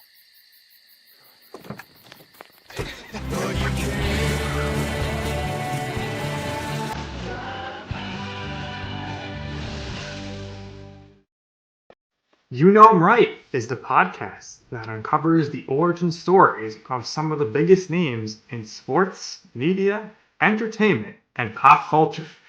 On the show, hosts Nick and Joe walk guests through the retelling of their humble beginnings, covering an array of topics from specific interests and hobbies to personal opinions regarding each facet of their industry. You Know 'Em Right offers insight on how to adapt and advance, and offers alternative advice as opposed to a one-size-fits-all strategy. Above all else, the number one goal of You Know 'Em Right is to offer listeners an exclusive, behind-the-scenes vantage point not found anywhere else through its increasing list of professional connections. With a following that continues to grow daily, You Know 'Em Right is transforming into a must-listen podcast in the right place at the right time. Find the show on Spotify, Apple Podcasts, iHeartRadio Podcasts, Amazon Music, YouTube, Twitter, TikTok, Facebook, and Instagram. You do not want to miss an episode of You Know 'Em Right. When it comes to making plans, you are the best. The same way you plan each detail for those moments. Start planning to protect you and your loved ones from a natural disaster. Protecting your family is the best plan you can make. The EFA is proud to be sponsored by KD's Black Magic Seal Coating. At KD's, we specialize in residential and commercial seal coating, crack filling, pothole repair, parking lot striping, and much more. Our licensed and insured team treats your project with great care and free estimates always. Contact Corey today at 631-562-8865 or email mrkd8985@gmail.com. Great having you. Incredible women. I wish they had those kind of cool careers for women when we were growing up. So in this flashback, we're all the same age? Yeah. What does everyone want to be when they grow up? If I say 2 jobs, do I get extra credit? No. I want to make immersive video games. I want to revolutionize 3D printing. I want to analyze data from the cloud. I want to be a meteor. You mean meteorologist? No. That's great, Al. Follow your dreams. For the record, I was a baby in the 70s. Unbeatable Tires and Accessories LLC is your tire for all seasons. Visit us 7 days a week and call us now at 347-879-3100. a tire for all seasons at Unbeatable Tires and Accessories, official partner of the Elite Football Alliance.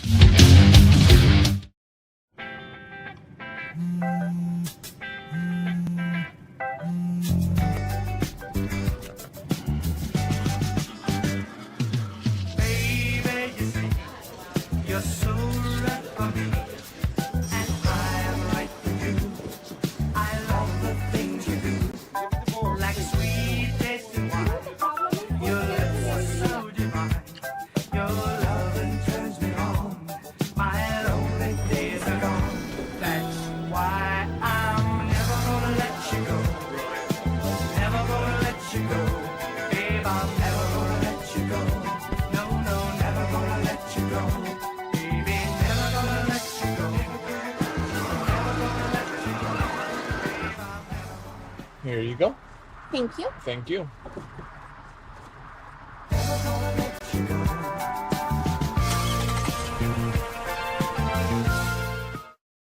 You can't have football without barbecue, and there is no barbecue without the Rib Room's Black's Barbecue, official partner of the Elite Football Alliance, serving up rib plates, chicken plates, and combo plates now.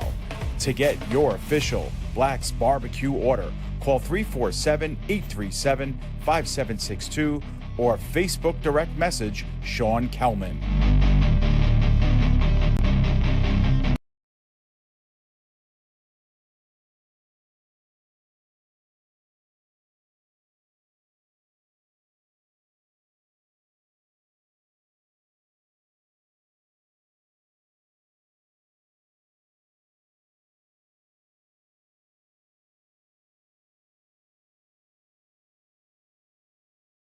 Ever hear the one about the frog?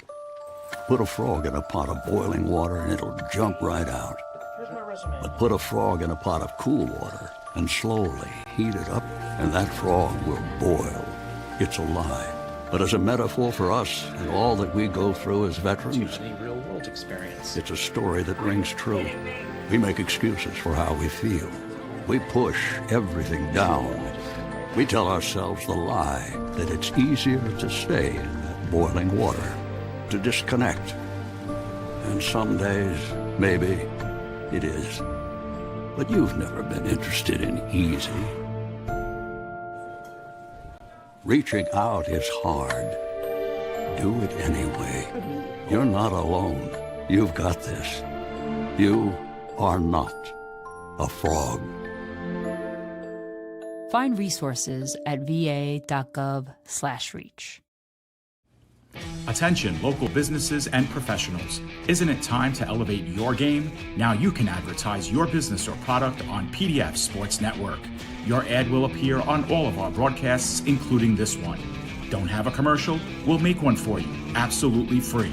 What better way to showcase your product and brand while supporting the best local sports, teams, and leagues? Call now at 732-723-8189 or visit us at pdfsportsnet.com.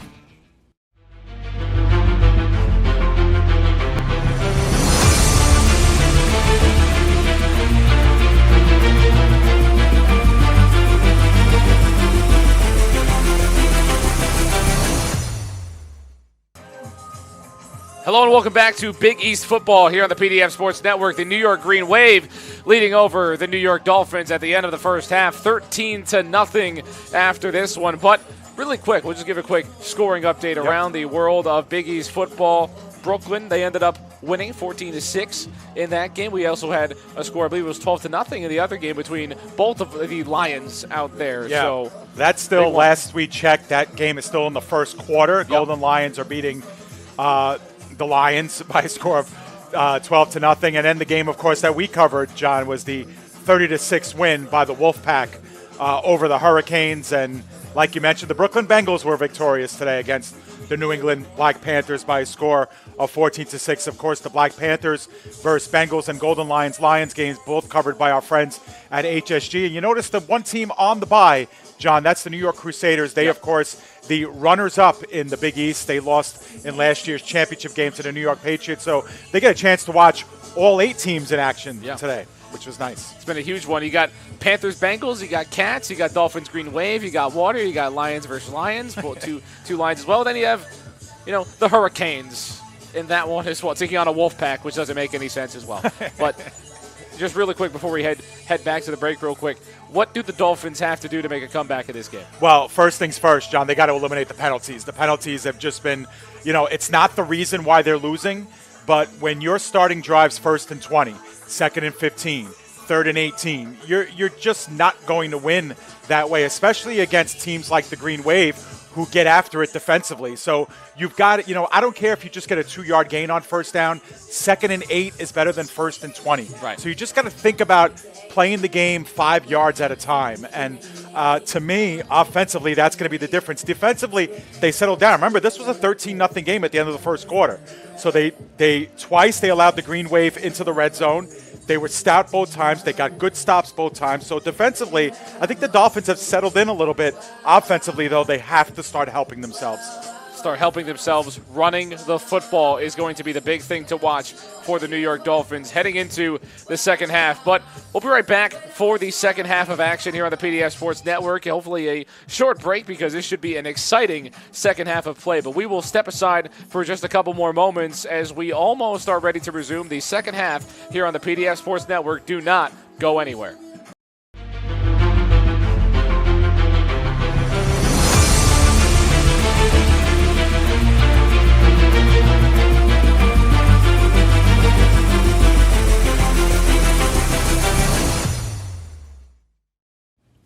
Attention, local businesses and professionals. Isn't it time to elevate your game? Now you can advertise your business or product on PDF Sports Network.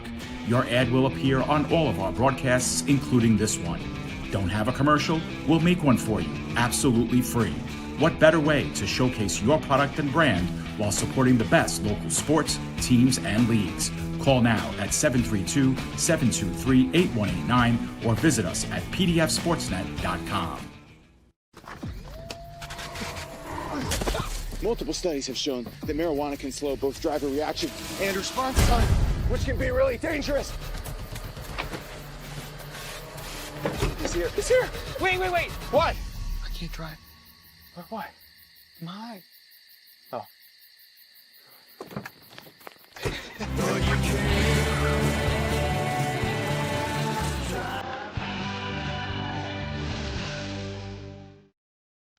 You Know I'm Right is the podcast that uncovers the origin stories of some of the biggest names in sports, media, entertainment, and pop culture. On the show, hosts Nick and Joe walk guests through the retelling of their humble beginnings, covering an array of topics from specific interests and hobbies to personal opinions regarding each facet of their industry.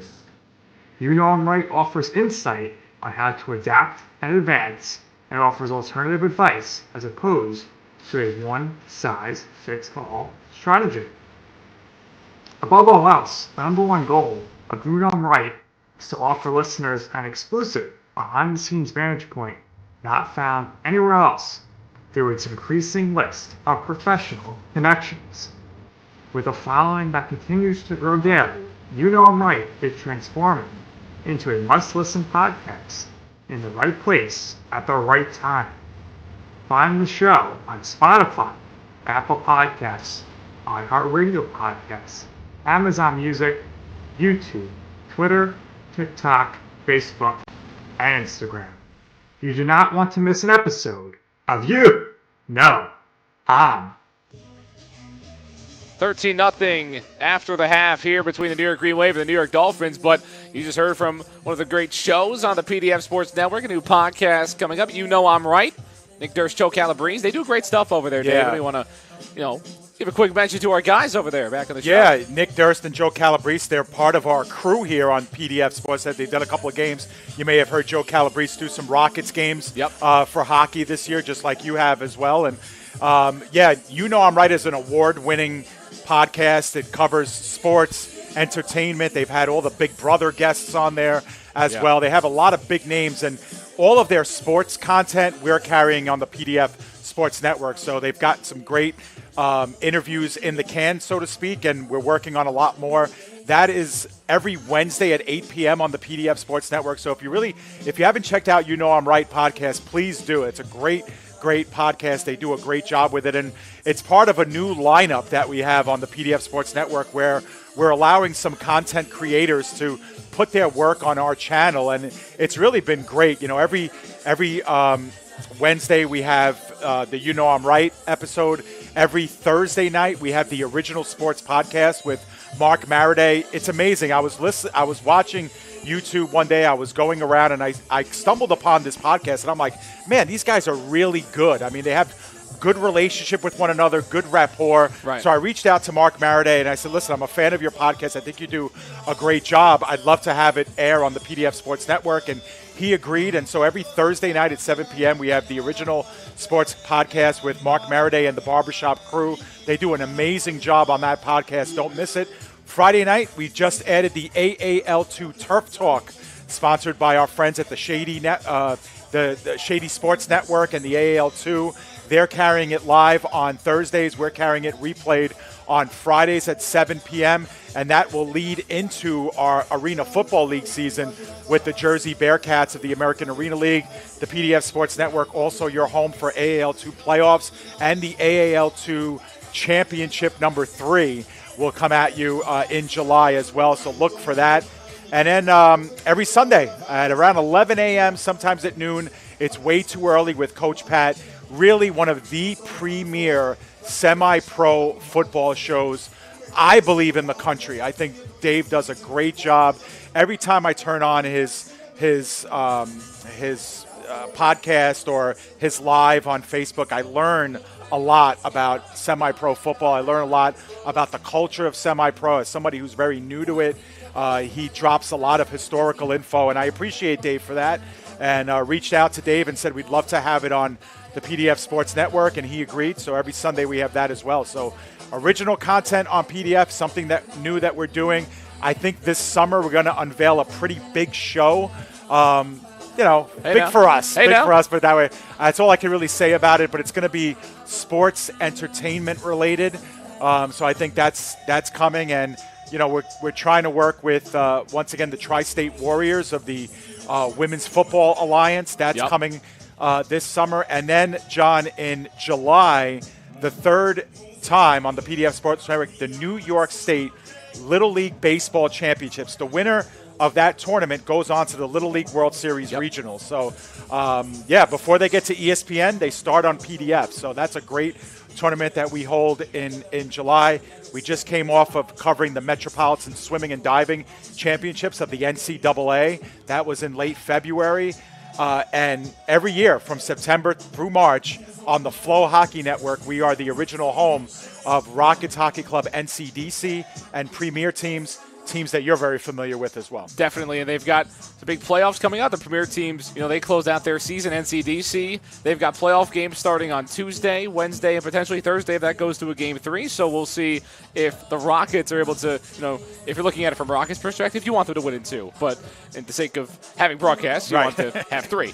But it's been great to follow those teams in the world of hockey, junior hockey, everything, and ton of content on PDF Sports Network. If this isn't enough for you, there's plenty of podcasts and all that great stuff that you guys have been putting together, we've been putting together over there on the PDF Sports Network. And it's great to be a part of it here on this call with you and here for some New York Green Wave and New York Dolphin football.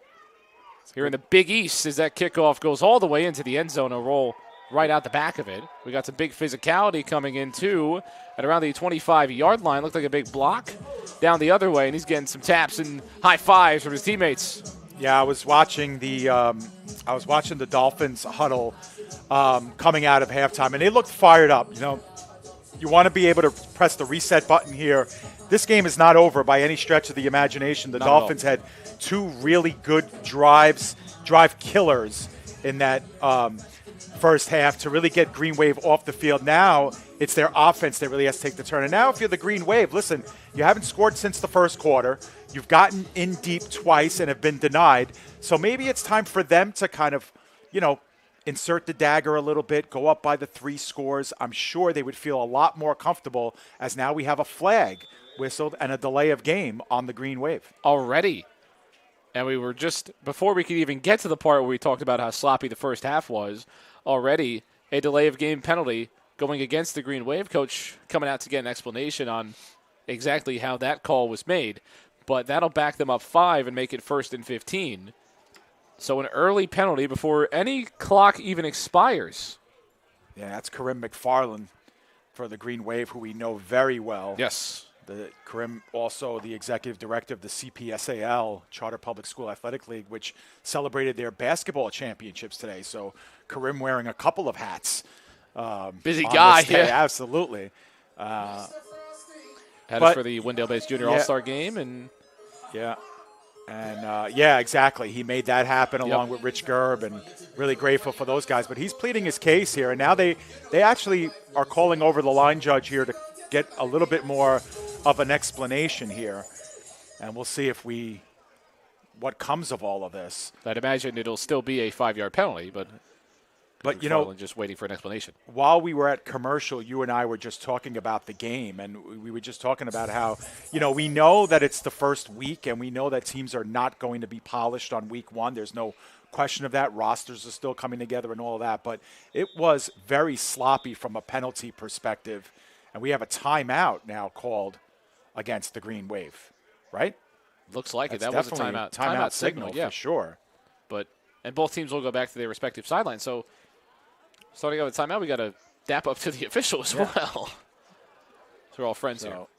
This one has gotten off to an auspicious start here in the second half. I mean, but yeah, the first half, I mean, that's a big takeaway and again, we said it during pregame, we said it during the first game, is that early in the season, how are you limiting your opponents to just the one that's standing across from you?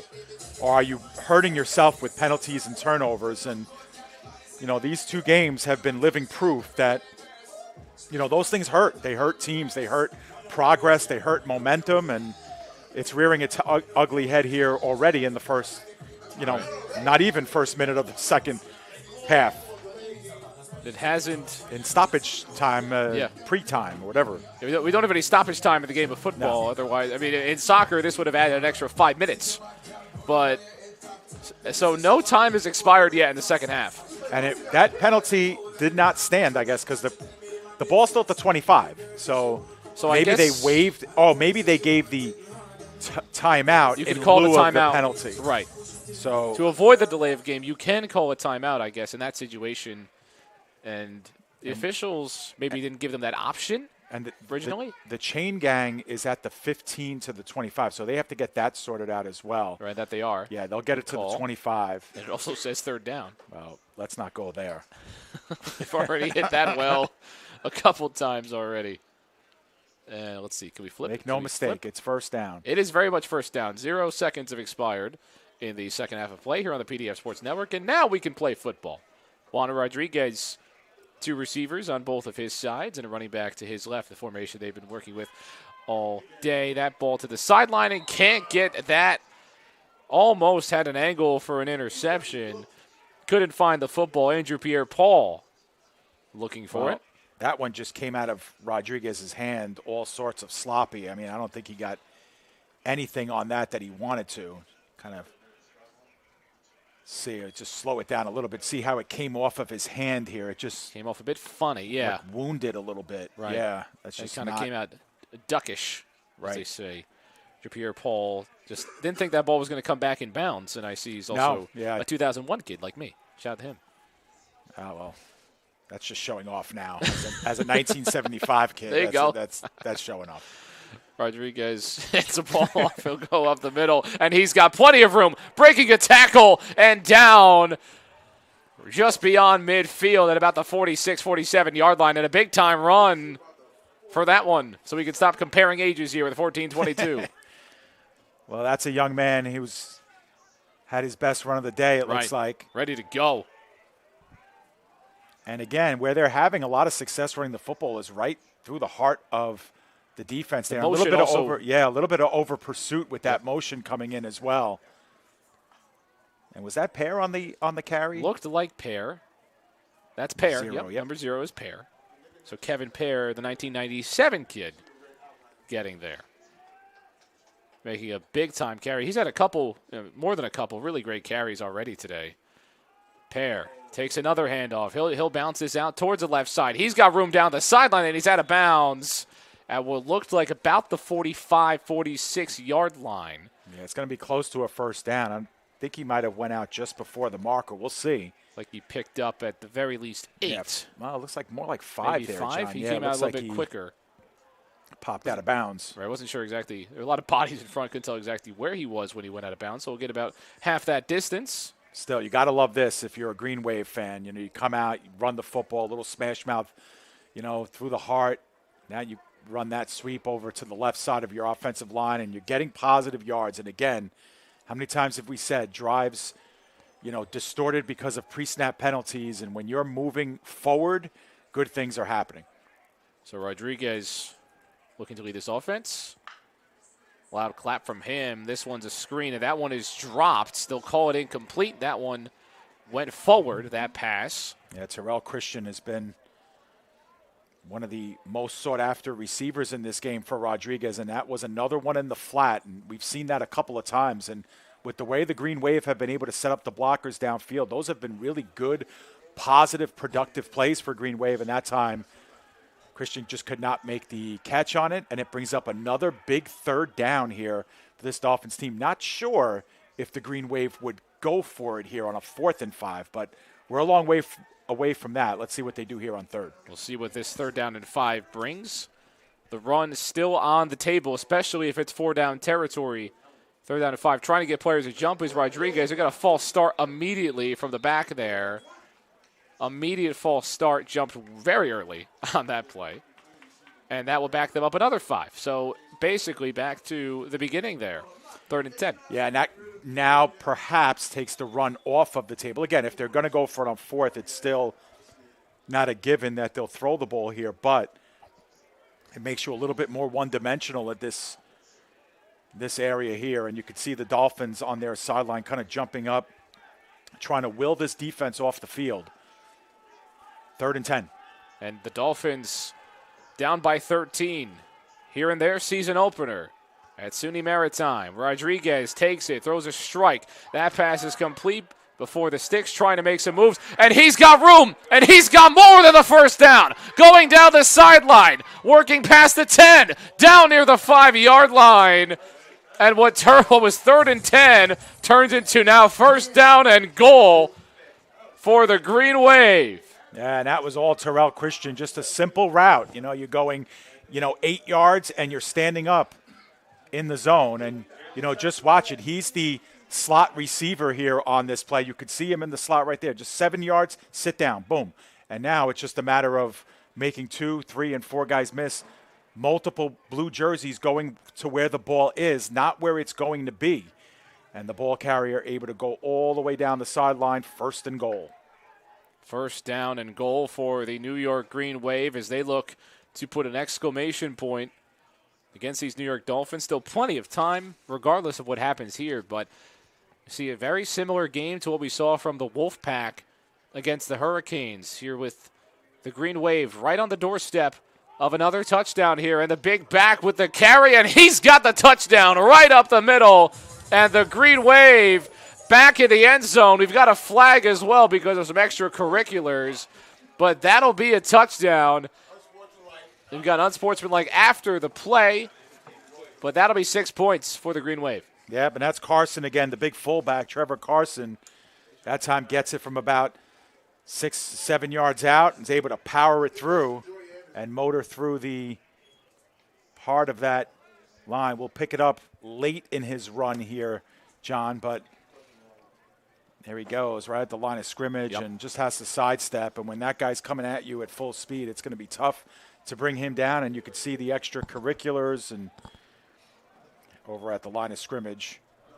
Players tackled each other after the play there. And they will kick for the extra point.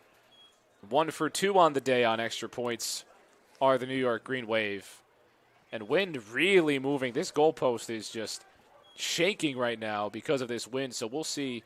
I'm surprised that they're kicking the football. Now, that's Cardanius kicking, number 80. Snap goes a bit high, and it is blocked. Live ball. Snap is blocked. It will indeed be a live ball. And a tackle will keep this at 19-0. So the win doesn't even matter. A kick goes a bit short, and it goes off for the helmets of New York Dolphin defenders. So a 19-0 lead. And what a shot to the heart that was, huh? That big play on 3rd down and 10. You know, the Green Wave, they're running, they're pounding the ball. They get caught with a penalty, then they get the pass, and you look like you got the guy stopped, right? He looks like he's going to be 3 or 4 yards shy of the 1st down, and unfortunately, you just can't get there quick enough. Terrell Christian, you could see how dangerous he is in the open field, and that's all she wrote. You know, we'll see that play again. Yep. This was the play of the drive right here. Terrell Christian just getting the ball and getting into space.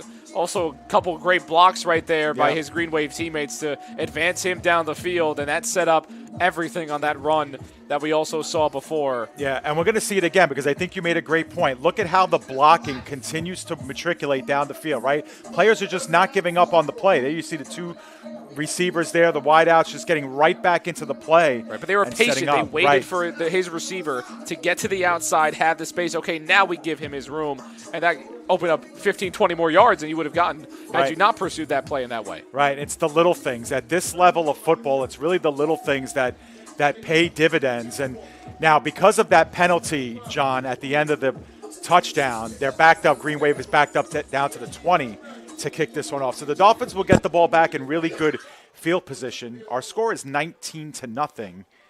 So we'll let the scorekeepers know that. Right, so 19-0 is your score here from SUNY Maritime College. With about 11 minutes left to go. And our scoreboard back up to speed. So we'll see what this kickoff leads to. Expected good field position for the Dolphins, but we shall see. This kick, good kick. Pretty good. Right here down to about the 43. This Dangerous. one just kind of bounces down. A tough pickup, but they do pick it up and advance it back over to about the 48-yard line. Yeah, and, you know, if you're the Dolphins now, you can exhale a little bit. You have a chance here. You know, you're down by 3 scores, but you only have half the field to work with. You have moved the ball a little bit, but let's see if they could go back to who they are, grounded out a little bit. They are a passing team, there's no doubt, but still, I think they need the run to really open up the pass here, especially via the play action. The Dolphins, again, just need a semblance of some offensive pressure here. They haven't been able to get into the end zone. They've been close here on a couple of these drives to putting themselves in position, but haven't been able to do so yet. Again, this is a Dolphin team with a lot of expectations heading into the rest of the season, but so far they are letting the Green Wave have their way. They'll get a timeout early and a frustrated Dimitri Kovko Jr. Yeah, and again, you know, you got the Green Wave who've been on the sideline for a long time defensively, so they're charged up. They're ready to go. Their offense just gave them another 6 points to work with here of cushion. And if you're the Dolphins now, your offense hasn't been on the field. Now you go on the field and you just can't get set up the right way. I think that's just a process where they just couldn't get themselves at the line of scrimmage lined up correctly. And again, first game problems, I guess. Right. You could chalk that up to. For the young Dolphins, they need definitely a spark here for this team.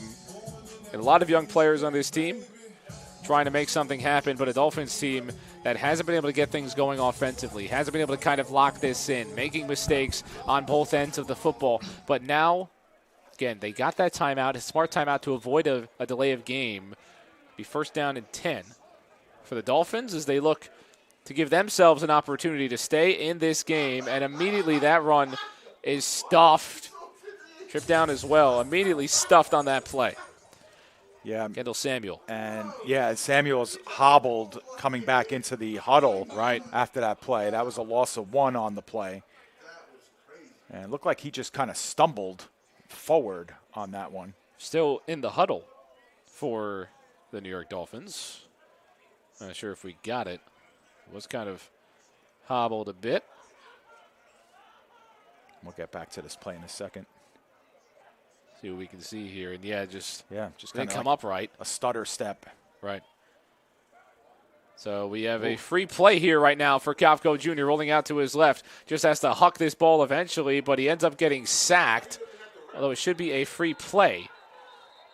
And we have flags on the opposite side of the field as well. So there are two flags now. Right, so we'll see what that ends up leading to. Might have been some kind of something going on in the defensive back unit. Well, they're moving the ball here. Should be forward. Yeah. But we'll see what else they end up calling. Yeah, no, I think that was it. Okay. Maybe both penalties. Now. Ball placed at the 45-yard line exactly. Yeah, so it'll be 2nd down and 6 coming up. So the Dolphins get a bit of help there after having to call a timeout. And the Dolphins looking for a spark yet again. A lot of sloppy play in this game, but still plenty of ball left. The Dolphins. Kafko Jr. takes a snap, another strike, and that pass is low. He's had a couple of those passes short hopper go low and into the dirt. Just trying to dump that pass into a short route situation and pick up a few, but ends up going incomplete right at the feet of his receiver. Yep, so a big play coming up here, 3rd and 6, undoubtedly 4-down territory here for the Dolphins, down by 3 scores, about midway, coming to the midway point of this third quarter where they need points desperately now. Kafko Jr. surveying, takes it, takes the drop, makes the throw, and he's got a man. He's got a first down, and the Dolphins getting to the 26-yard line, and they move the sticks. 1st down and 10. Yep, and pay attention to the left side of the offensive line here on this play. Looks like we have a penalty. Yeah, holding. It's going to be, and it's going to be right here on the left tackle. Try to take a swing at him. That'll do. I think when you smack a guy in the back of the head, I don't know if that's holding. You just have to call it something. We're going to see that again. It was so good. That was. Let's see. Left tackle. Wave at him. Boom. Yeah, that'll do it. That's something.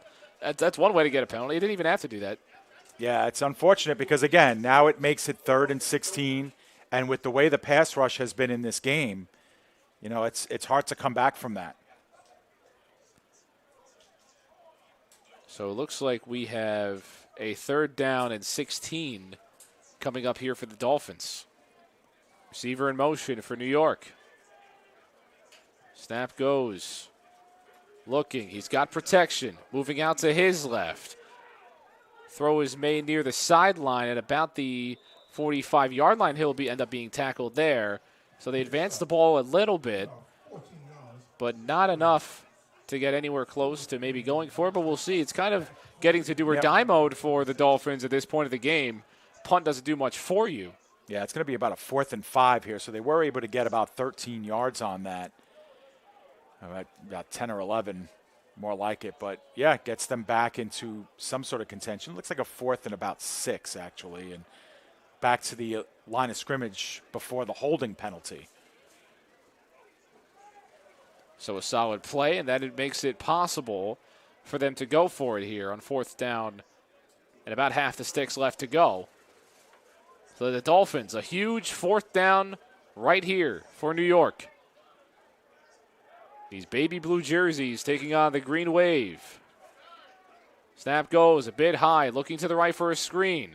Got to find somewhere to go with this one. Rolling out right, sending it in. It's intercepted. This pass is intercepted and taking it back, and a flag also down, a bunch of flags down after that one. After the interception, those flags are. It's going to go, it's going to be green wave football now, depending on whether there was a block or what happened. It was a pileup right at the 45-yard line, actually. We'll see if we can capture the replay there, probably mid-play, and we'll see. Keep your eye on the 45-yard line, too, after the interception of what happens here. Right, and Kafko just has to get somewhere, and he throws an interception. We'll see the block. And, that'll do it. Yep. So it should be on the green wave, but it'll set them back a bit further. They do get the interception, no matter what. It would have been a turnover on downs, but it is an interception, but it does get backed up after that penalty. So it helps out the Dolphins a good bit to keep them in the game, field position-wise, but things looking a bit bleak for this New York Dolphins squad. Not exactly the position they want to be in at this point. And that time, Kafka had to deal with a little bit of a high snap, and I don't know if that kind of disrupted his pacing or, his tempo there, because it looked like he was going to go into the flat at first, and then the high snap kind of thwarted that decision, ended up rolling out and just nothing developing downfield. And with this Green Wave defense, it's only a matter of time before the defense is on top of you, and just not much choice. Rodriguez sends another screen. It's worked a lot for the Green Wave, but not on this play. This screen is blown up. Yeah, and the Green Wave get nothing there. Nice job to really sniff that out right from the get-go, and it's a nice job there by the Dolphins, who, again, defensively have played better since the first quarter. Right. Defense has not been the issue, really, for the Dolphins for the most part. We're here in live action, and another play stuff. So this Dolphins defense continuing to cause negative plays. Lose a couple. Yeah, and this was third down and a good bit. Yeah, this was backed up to the screen pass that got blown up. Green Wave certainly not taking their time. Yeah, now they're going back into their huddle. I don't know why they were playing with such pace there. Right, they have the lead. They have all the, they have to work with the clock here. It's, again, 6:08 unofficially. But yeah, and this was on the last running play, and you could see the Dolphins getting the penetration early there and backing that one up. So we're looking at about a 3rd and 15. After 2 negative plays, a screen pass and a run. 3rd down and 15 to go for the Green Wave. 2 receivers on each side. Rodriguez. This will be a free play again. A deep ball down the field, looking for him, and almost had him. Right through 2 defenders. Couldn't get the hands on it, but that was a free play, so it should end up being 3rd down and 10. Yes, sir. And Rodriguez recognized it immediately. So did the receiver. That was an easy call there. Yeah, Rodriguez just knew he had it. Was able to get that ball wherever he wanted that to go to. Almost found a receiver, too, just double coverage. But you had the luxury of being able to throw into double coverage when you got a free play. So that shortens the distance just a bit for the New York Green Wave as they look to pick up a 1st down here and try to continue their dominance over possession in this game to open the season here at SUNY Maritime. Rodriguez puts a receiver in motion. He takes it, gets it to that receiver. Handoff up in front, waiting for space, gets cracked. Yeah, lucky to get back to the line of scrimmage there after all of that. That was a lot of work for no gain. So nothing there. It'll bring up 4th down. Rodriguez looking towards the sideline. Looks like they'll stay on the field here with Rodriguez. I don't know if it's because they don't have a punter or maybe they are going to line up. We know they have a kicker. He came onto the field with the kicking football, then came back to the sideline. Yep, and dropped it. It's a different football they use for kicking. So they'll keep the offense on the field. Confidence in Juan Rodriguez. And I don't blame them for being confident in the quarterback that's already got 2 touchdown passes today. We'll see what they're able to do. Receivers on both sides. Running back to his left. Takes a snap. Looking here on 4th down. Throwing this ball down the field near the sticks too high. And that'll be a turnover on downs. And the Dolphins have life again. Yeah, and they'll get the ball right back. Maybe about 5 or 10 yards advanced from when they had it last. Picking up about 4 minutes later after they had the ball. So the Dolphins are certainly running out of time, but the Green Wave keeping them on their side of the football field where they need to be. So on the short field, we'll see if the Dolphins can take advantage of this here.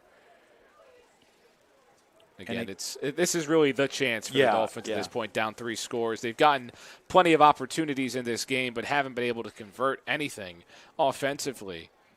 Yeah, still a 0 on the scoreboard. And we mentioned at halftime how the Dolphins really don't want to become one-dimensional, but now they really have to be because of the time that's left. They need to score 3 times in approximately 20 minutes that are remaining in this game, and it means that they're going to have to air the football out, and they haven't had a lot of success doing that.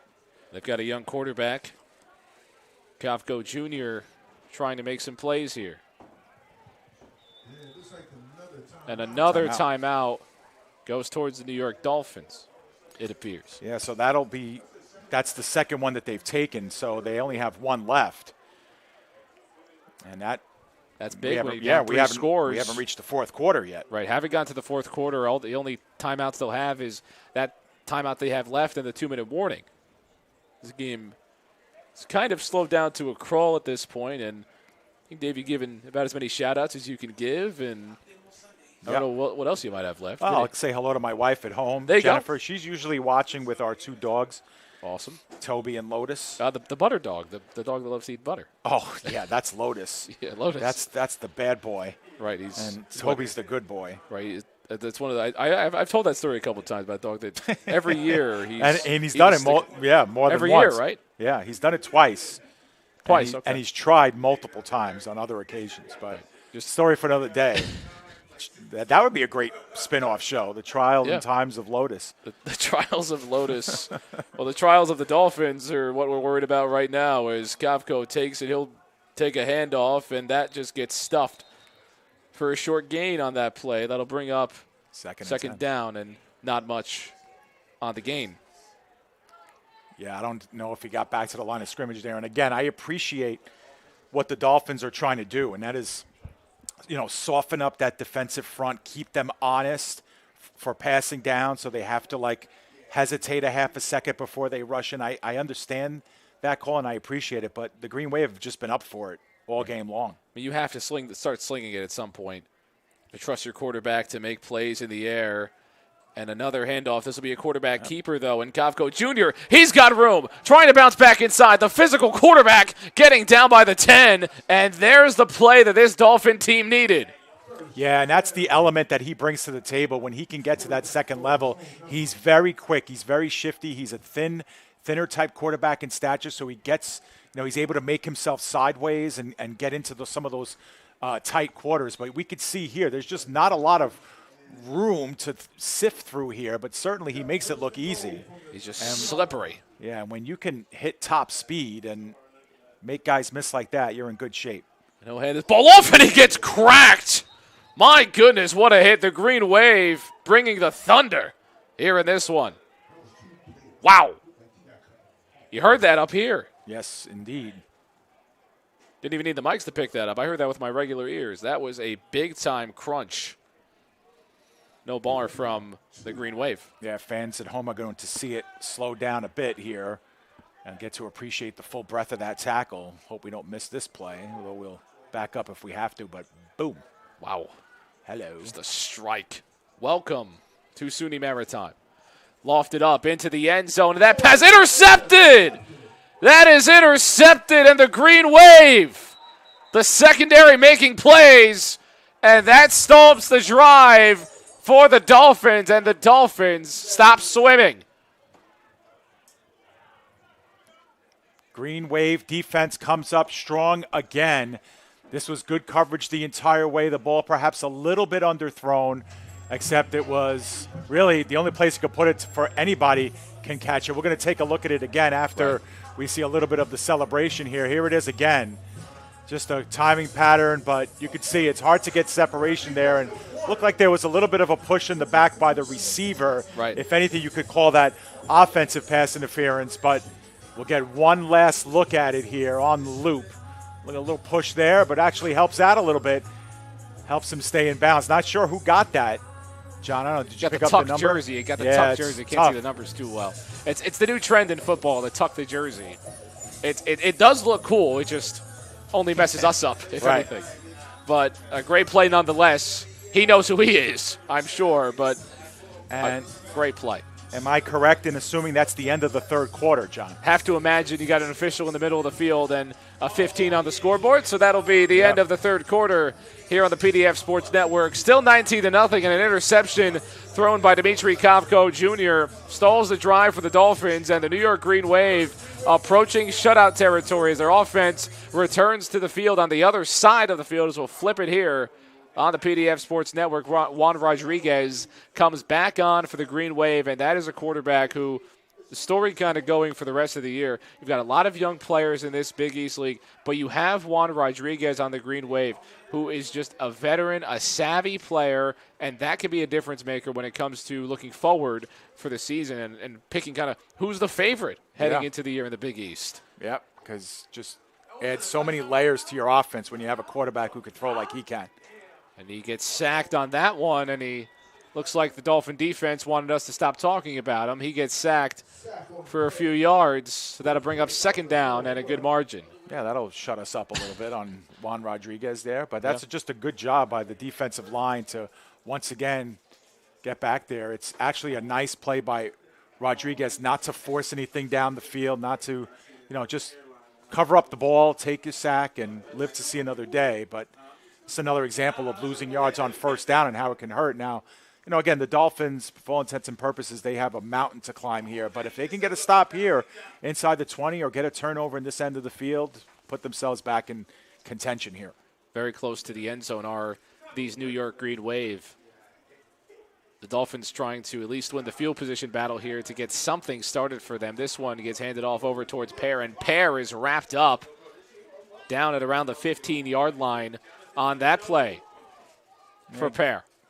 Got a couple on the play, but that's about it. Again, good job by the Dolphins to get hats to the football and, force a short gain only on that one, not losing Pear to the corner there as he was trying to stretch that out towards the sideline. Still a whole fourth quarter left to go as the New York Dolphins trying to redeem themselves. You see that rip? They're trying to force a fumble here. It looks like number 33 kind of signaling his defense. You got to rip this football out because that's what they have to do. They need to create a turnover. This defense needs to make a play. The offense has not been rolling, but if you can get a fumble on one of these plays, don't just go for tackles at this point. You have to be aggressive in stripping the football. If you're the New York Dolphins, you have to find a way. But we'll see how Juan Rodriguez handles this situation. He'll drop back, take a couple steps, make a strike down the field, and that pass is just in front, nearly intercepted. And a tough window for that throw to be made into, and that'll bring up fourth down. Yep, and I think this could be the first punt of the game for the Green Wave coming up. Would be. But I was actually expecting the Green Wave to work more on the line of scrimmage for that play and allow, things to develop and get some downfield blocking. But instead, they decided to get the first down through the air. Rodriguez having a long discussion with Errol James. James, who has a touchdown, had the first touchdown of the day today for the Green Wave. Yeah, look, Green Wave's having some problems with their packaging here. Now they finally get their right personnel on the field. See if they can get this punt off. We haven't seen them do this today, so we are unsure. Yeah, they're still trying to work them. things out. I think Green Wave might have to take a timeout here. They might have to. Yeah, they're still trying to get left. people in the game. They have two left. They don't really need them. Yep, and they will indeed call the timeout. Yeah. You can kind of see that one coming. Right, saw it coming about 20 seconds ago. All sorts of confused, Right. And again, because of the limited practices that these teams get, you don't spend a lot of time on special teams. And again, if something happens bad there, John, it could be really bad. If there's a bad snap, if somebody misses their blocking assignment and you give up 6 points the other way because of a special teams play, you'll never hear the end of it. So better to take the time out, get yourself situated here, get your packaging the right way, and let the Dolphins earn their points here. So special teams, an issue for some teams in the Big East. We haven't seen it yet from the Green Wave in terms of special teams issues, but the Dolphins, you definitely have to go all out for a block at this point of the game. You've still got a good bit of the fourth quarter left to go. It's not out of reach just yet, but it is definitely getting late early in this fourth quarter for the Dolphins, down 19-0. Yeah, remember they only have the one timeout remaining too. So if time becomes a factor late in this quarter, they only have the 2-minute warning and one timeout to stop the clock, if that becomes even a factor here at this point. So it looks like they're all set to go for this punt. And the Dolphins, again, playing very up on this punt. Attempt, snap taken, kick is up, and it flutters a good bit. Good hang time on this punt, and a bounce that goes the way of the Green Wave as it continues to roll, and a great punt down to the 40-yard line. 45-yard punt, no return. Perfect. Exactly what you could want from a punt there in that situation. Backed up in your own end zone. That's special teams work right there. So good thing the Green Wave called the timeout for them because they win the field position battle with that one. Yeah, absolutely. And the Dolphins still with good starting field position here, but down by 19, you need 3 scores just for the opportunity to tie the game. And a tall order here with 12:04 to go. It's certainly not beyond the scope of, possibility, but the time is now if you're the Dolphins, and they really don't have any wiggle room for error here. You need a quick score and a quick drive for the Dolphins if you want any chance to stay in this game. And you might have to bring back that onside kick they used earlier in the game. That pass incomplete on the little flat pass, and that brings up 2nd down and 10. And to me, that's just a sign of an uncomfortable quarterback at this point. You've been harassed all game long, and, I don't want to say the yips or happy feet or anything like that, but it's just not a chance to really settle your feet and make a good strike, 8 yards away from you to your right side. I mean, that's got to be a better thrown ball there, and I think that's just a product of a relentless Green Wave attack on Kafko today. Kafko Jr. has taken all the snaps at quarterback today, looking for his first scoring drive. He'll hand this one off to Kendall Samuel on that play, and he does not get too far. Picks up 3 and gets back to it.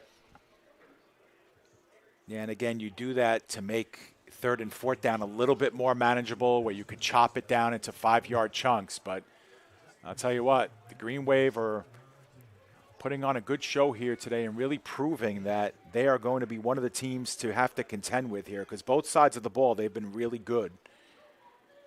These teams are ranked 2 and 3 in the preseason polls, and right now it looks like there's, a big difference between 2 and 3 right now. Yeah. Green Wave came in at 2.5, and they are absolutely covering that expectation. Kafko takes it, looks, goes deep down the field, a bit underthrown, but it is caught. It looks like, no, it's incomplete. Incomplete on that play. 4th down will come up, and a bit underthrown. It was a good job coming back to the football, but could not make the catch on that play. Chari Scott couldn't get to it. Yeah, we're getting another look at it here, John. It didn't look like it got kind of held up there for a little bit, but yeah, it's kind of hard to see the end of the play with the receivers back towards us, but in any event, it'll be 4th down and long. Now, the Dolphins have put in a lot of new personnel here, and they might be looking to punt this one away, which to me almost is a concession here. Pretty much is. Yeah, of the result of this game. It's like 31 is our punter. Not sure if we have him on the roster. 71 maybe, John? And 71. It's been Damian Ramirez all night punting this football. Yeah, but, you went back, you mentioned the power rankings, John, and I think that's something that's going to see a complete shift after this week. And absolutely, you would understand that. It's, again, the first time we're seeing these teams. I'm sure on the other side, we'll be watching the HSG games, and I'm sure those guys will be watching some of the games that happened here and get a better sense. And, the teams that played on that in Connecticut today will take a look at the teams on this side, and the people who do those rankings will get a much better sense of where these teams are after week 1. Right. It's impossible to tell exactly how good teams are without watching them play each other. Right. And that's what we're learning today. This snap goes out, and this is just line driver. Line driver, really a grounder. And it will be played. Taken back, played over at around the 30-yard line, trying to make plays here outside. Green Wave moving forward, a stiff arm, and down to the 46-yard line are the Green Wave, and a big return in a game that the Dolphins feel is just about over. Yeah, and you know what? The Dolphins chose to punt there on 4th and 8, and they got a net punt of 3 yards, and to me, that's a play you have to go for, because, again, you don't realize that that's going to be the result, obviously. But right. Exactly. Even if you're getting 30 or 40 yards on that punt, what are you ultimately doing? but just leaving less time on the clock for you to come back from. So a dubious decision, and it turns out to be the wrong one because it gives the ball right up to the Green Wave at your own 40-yard line. And the Green Wave with a chance to really insert the last slice. Right, unless you feel your defense creating a turnover is a better option, which usually isn't a better option than just having the ball. But the Green Wave very close to a victory here. They can really expect them to just kind of run the football. But Rodriguez, he'll throw this football right out into the flat, making a play, cutting back inside, getting past his defender, and he'll pick up a few right there, just shy of the 35-yard line. About 4. Yeah, so, you'd expect the Green Wave to run out the clock here or just continue to ground it, and there you go. You get Rodriguez going out to the flat and passing instead. So, they too know that this is week 1 and a chance to work on new things. It doesn't matter that you're up by 19 points. This is a good chance for you deep in a game now with the other team ailing to try and work on things that you don't work on all that often, or try new personnel and new packaging in. And all of these moments, especially for the coaches, are moments where you can learn a lot more about the makeup of your team, no matter what the scoreboard says. Green Wave learning how great they might just be in this Big East. Here at spring football, Rodriguez throws this one down the field just too far of his receiver James there. Just over 8 minutes left to go here in this one, maybe a bit less as the clock continues to run. Rodriguez just kind of missed that throw there. Bit too far of his receiver on that play. The quarterback who's been solid all night. Yeah, we'll get it slowed down a little bit to see. And, a good break off the corner. But the safety did get back there, just took a little bit of a bad route to it. Went on the inside instead of the outside. And had a chance to be the one-play touchdown. Remember, Green Wave scored on their very first play of the game. Long touchdown, 60-plus yards. Like it's really all they needed at the end of the day. Defensively, really, for this defense, it's all they needed. So Rodriguez here on 3rd down and medium. Takes it, he'll hand that football off, and stuffing through his Pear getting over his defender, and that'll be a 1st down as the offense continues to churn for the New York Green Wave, and just feels like it's only a matter of when instead of if they will end up being the victors in this game. Yeah, absolutely. And, for all the praise we've mentioned about Juan Rodriguez, how about Pear with a good rushing game, good rushing performance today. Always keeps that head down, always, he makes that quick cut. He has a very good first move, does Pear, and makes a decision very quickly into the play. And when he decides to hit the hole, he's going to hit it pretty strongly as well. And gets a 1st down, makes a 3rd and 6 look really easy to convert. Rodriguez, both receivers on each of his sides. Takes a snap, goes a bit low, hands off back to Pear. Pear trying to fight forward, picks up a couple. And that'll keep the clock rolling for the Green Wave of New York. Yeah, very minimal gain that time for Pear and company. As you can see the time on your screen dipping down. Just over 6 minutes unofficially as they keep the official time on the field. But it looks like for all intents and purposes, Green Wave is going to join the Empire State Wolfpack and the Brooklyn Bengals in the win column today. Of course, we got the Golden Lions, who were up by a couple of touchdowns early in their game against the Kingston Lions. Okay, 13-0 the score there. 13-0. Yep. We had it as 12, so they probably were in the middle of kicking an extra point when we tuned in. Or maybe the 1-point safety happened. You never know. Handoff goes out towards the outside, trying to barrel through, and maybe might pick up this 1st down. Finally running. Gets, and he's still going, fights forward. Looks like he might be a bit shy of the 1st down, but he turned about a 2-yard gain to 5 or 6. 12-0? Still 12-0. Yeah, that score was 12-13. 12-0, right. Yeah, that was number 24, who we do not have on our roster, but he's had some powerful runs in this game as well. Ajori Addison, yep, okay, so we know him from, we had him from the All-Star Bandits game. uniform. The Bandits. From the EFA. He made a couple powerful runs in that All-Star game, too. Right. Probably should have recognized him by the way he runs. He was the offensive MVP in the EFA championship. Yep. So this is a quality team. Yep. You got a couple really good running backs that have gotten some significant carries, and you've got Rodriguez. You've got receivers like Errol James.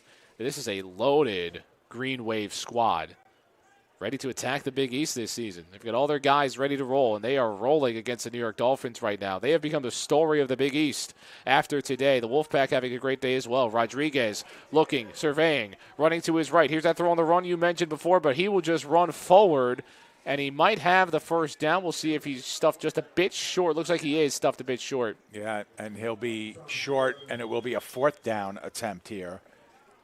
Fourth down, and when do you expect they will go for it, unless if they want to work on their kicking? Yeah, and we'll see see. an injury down. Might be a player down here. The Dolphins are down on one knee. But that's the other thing, too, about that, John, is that, late in the 4th quarter in a game that you're up by 19 points, do you want your quarterback, your star quarterback at that, really tucking it down into the heart of this defense and looking to get a 3-yard first down there when he had some options to kind of toss it out in the flat, perhaps?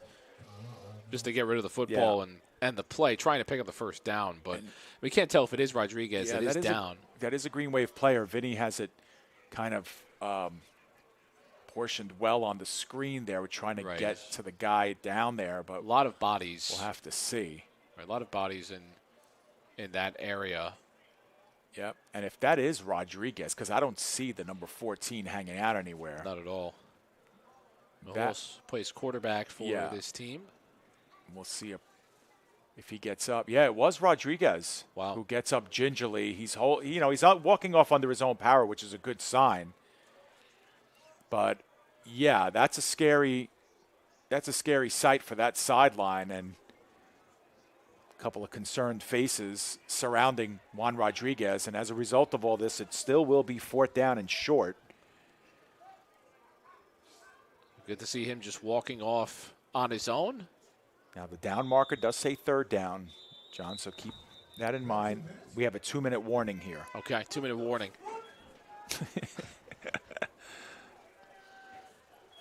And double timing it. Just have to send it back, double time, yep. We're just double, it's all good. The scoreboard runs double. We were supposed to do the math in our head. So 2 minutes left of this 4th quarter. As it would take something that we've never seen before in the game of football for the Dolphins to come back, and you just worry about the health of Rodriguez at this point as he is walking back towards the sideline, heading to the bench to just get a rest here. Yeah, we'll see who comes in for him and whether this is just going to be a power run to get the first down. It's like a Jory out there behind in the backfield, and is it number 6 who's playing quarterback now? Yep, that's number 6. We don't have 6. Do not have a 6. Not that I can see. We have a lot of players in the Green Wave roster that do not have a number assigned to them. Well, we saw them get their jerseys today. So snap taken, rolling out to his right, running through. He's got a hole and a break, busting out to the outside, and he's down. The football's out. That football's out. We got a fumble into the end zone. Is the ball whistled down? Nope, first down. Looked like it went out of bounds. Wow. So the ball, I guess, like you mentioned, went out of bounds. So it will stay with the Green Wave as they continue to expire this clock. And the Dolphins, we only have one more timeout left. So not much they can really do. We'll see what happened at the end of this play here. See where that ball kind of might have come out. It might have fell down and landed as the clock continues to roll here at SUNY Maritime. Snap taking, got a really good hole here. And the ball came out kind of at the end there. Yeah, it looks like when he went down, though. Right. So they rolled him down. Might have not been, but everyone has dinner plans, I guess. So we're just going to kind of keep things moving here.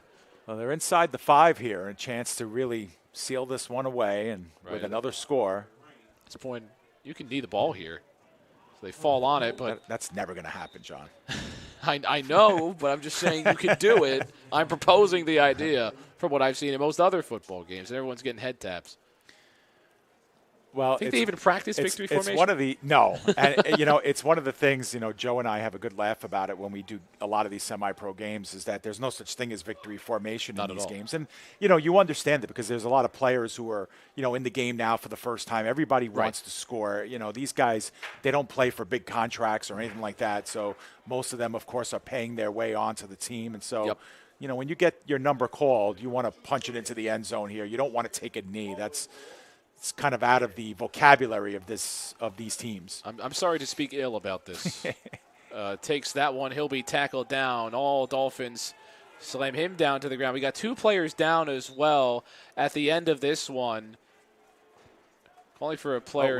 We lost the 3 camera. Players down. Okay. We lost our camera. We lost our other camera. This that's one right okay. here. We'll take that out.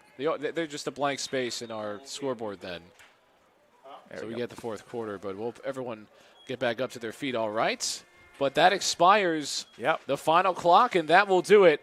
Here from SUNY Maritime, the New York Green Wave dominate over a New York Dolphin team that this was expected to be a very close game, and the Green Wave just absolutely came out strong and dominated in this game.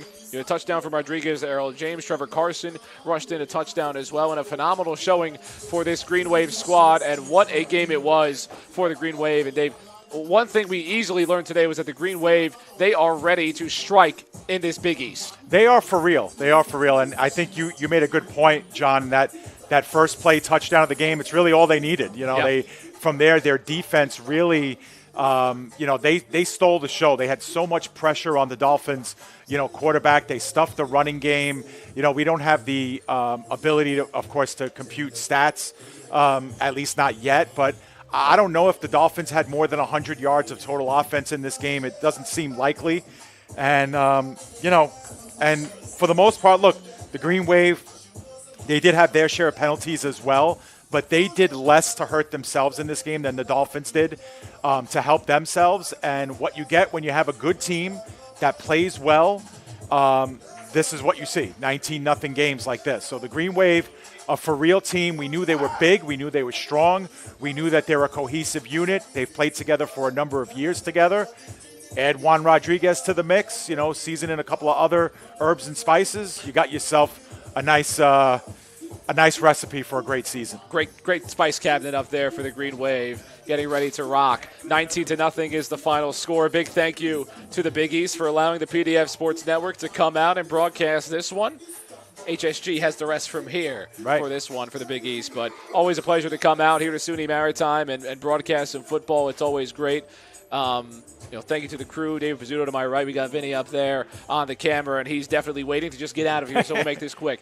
Dave, any final words? No, just, we expected a good first week and opening week. Congratulations to the Big East. It takes a lot to get a league off the ground. Year 2, opening weekend, the success here in 2 different areas, New York and Connecticut.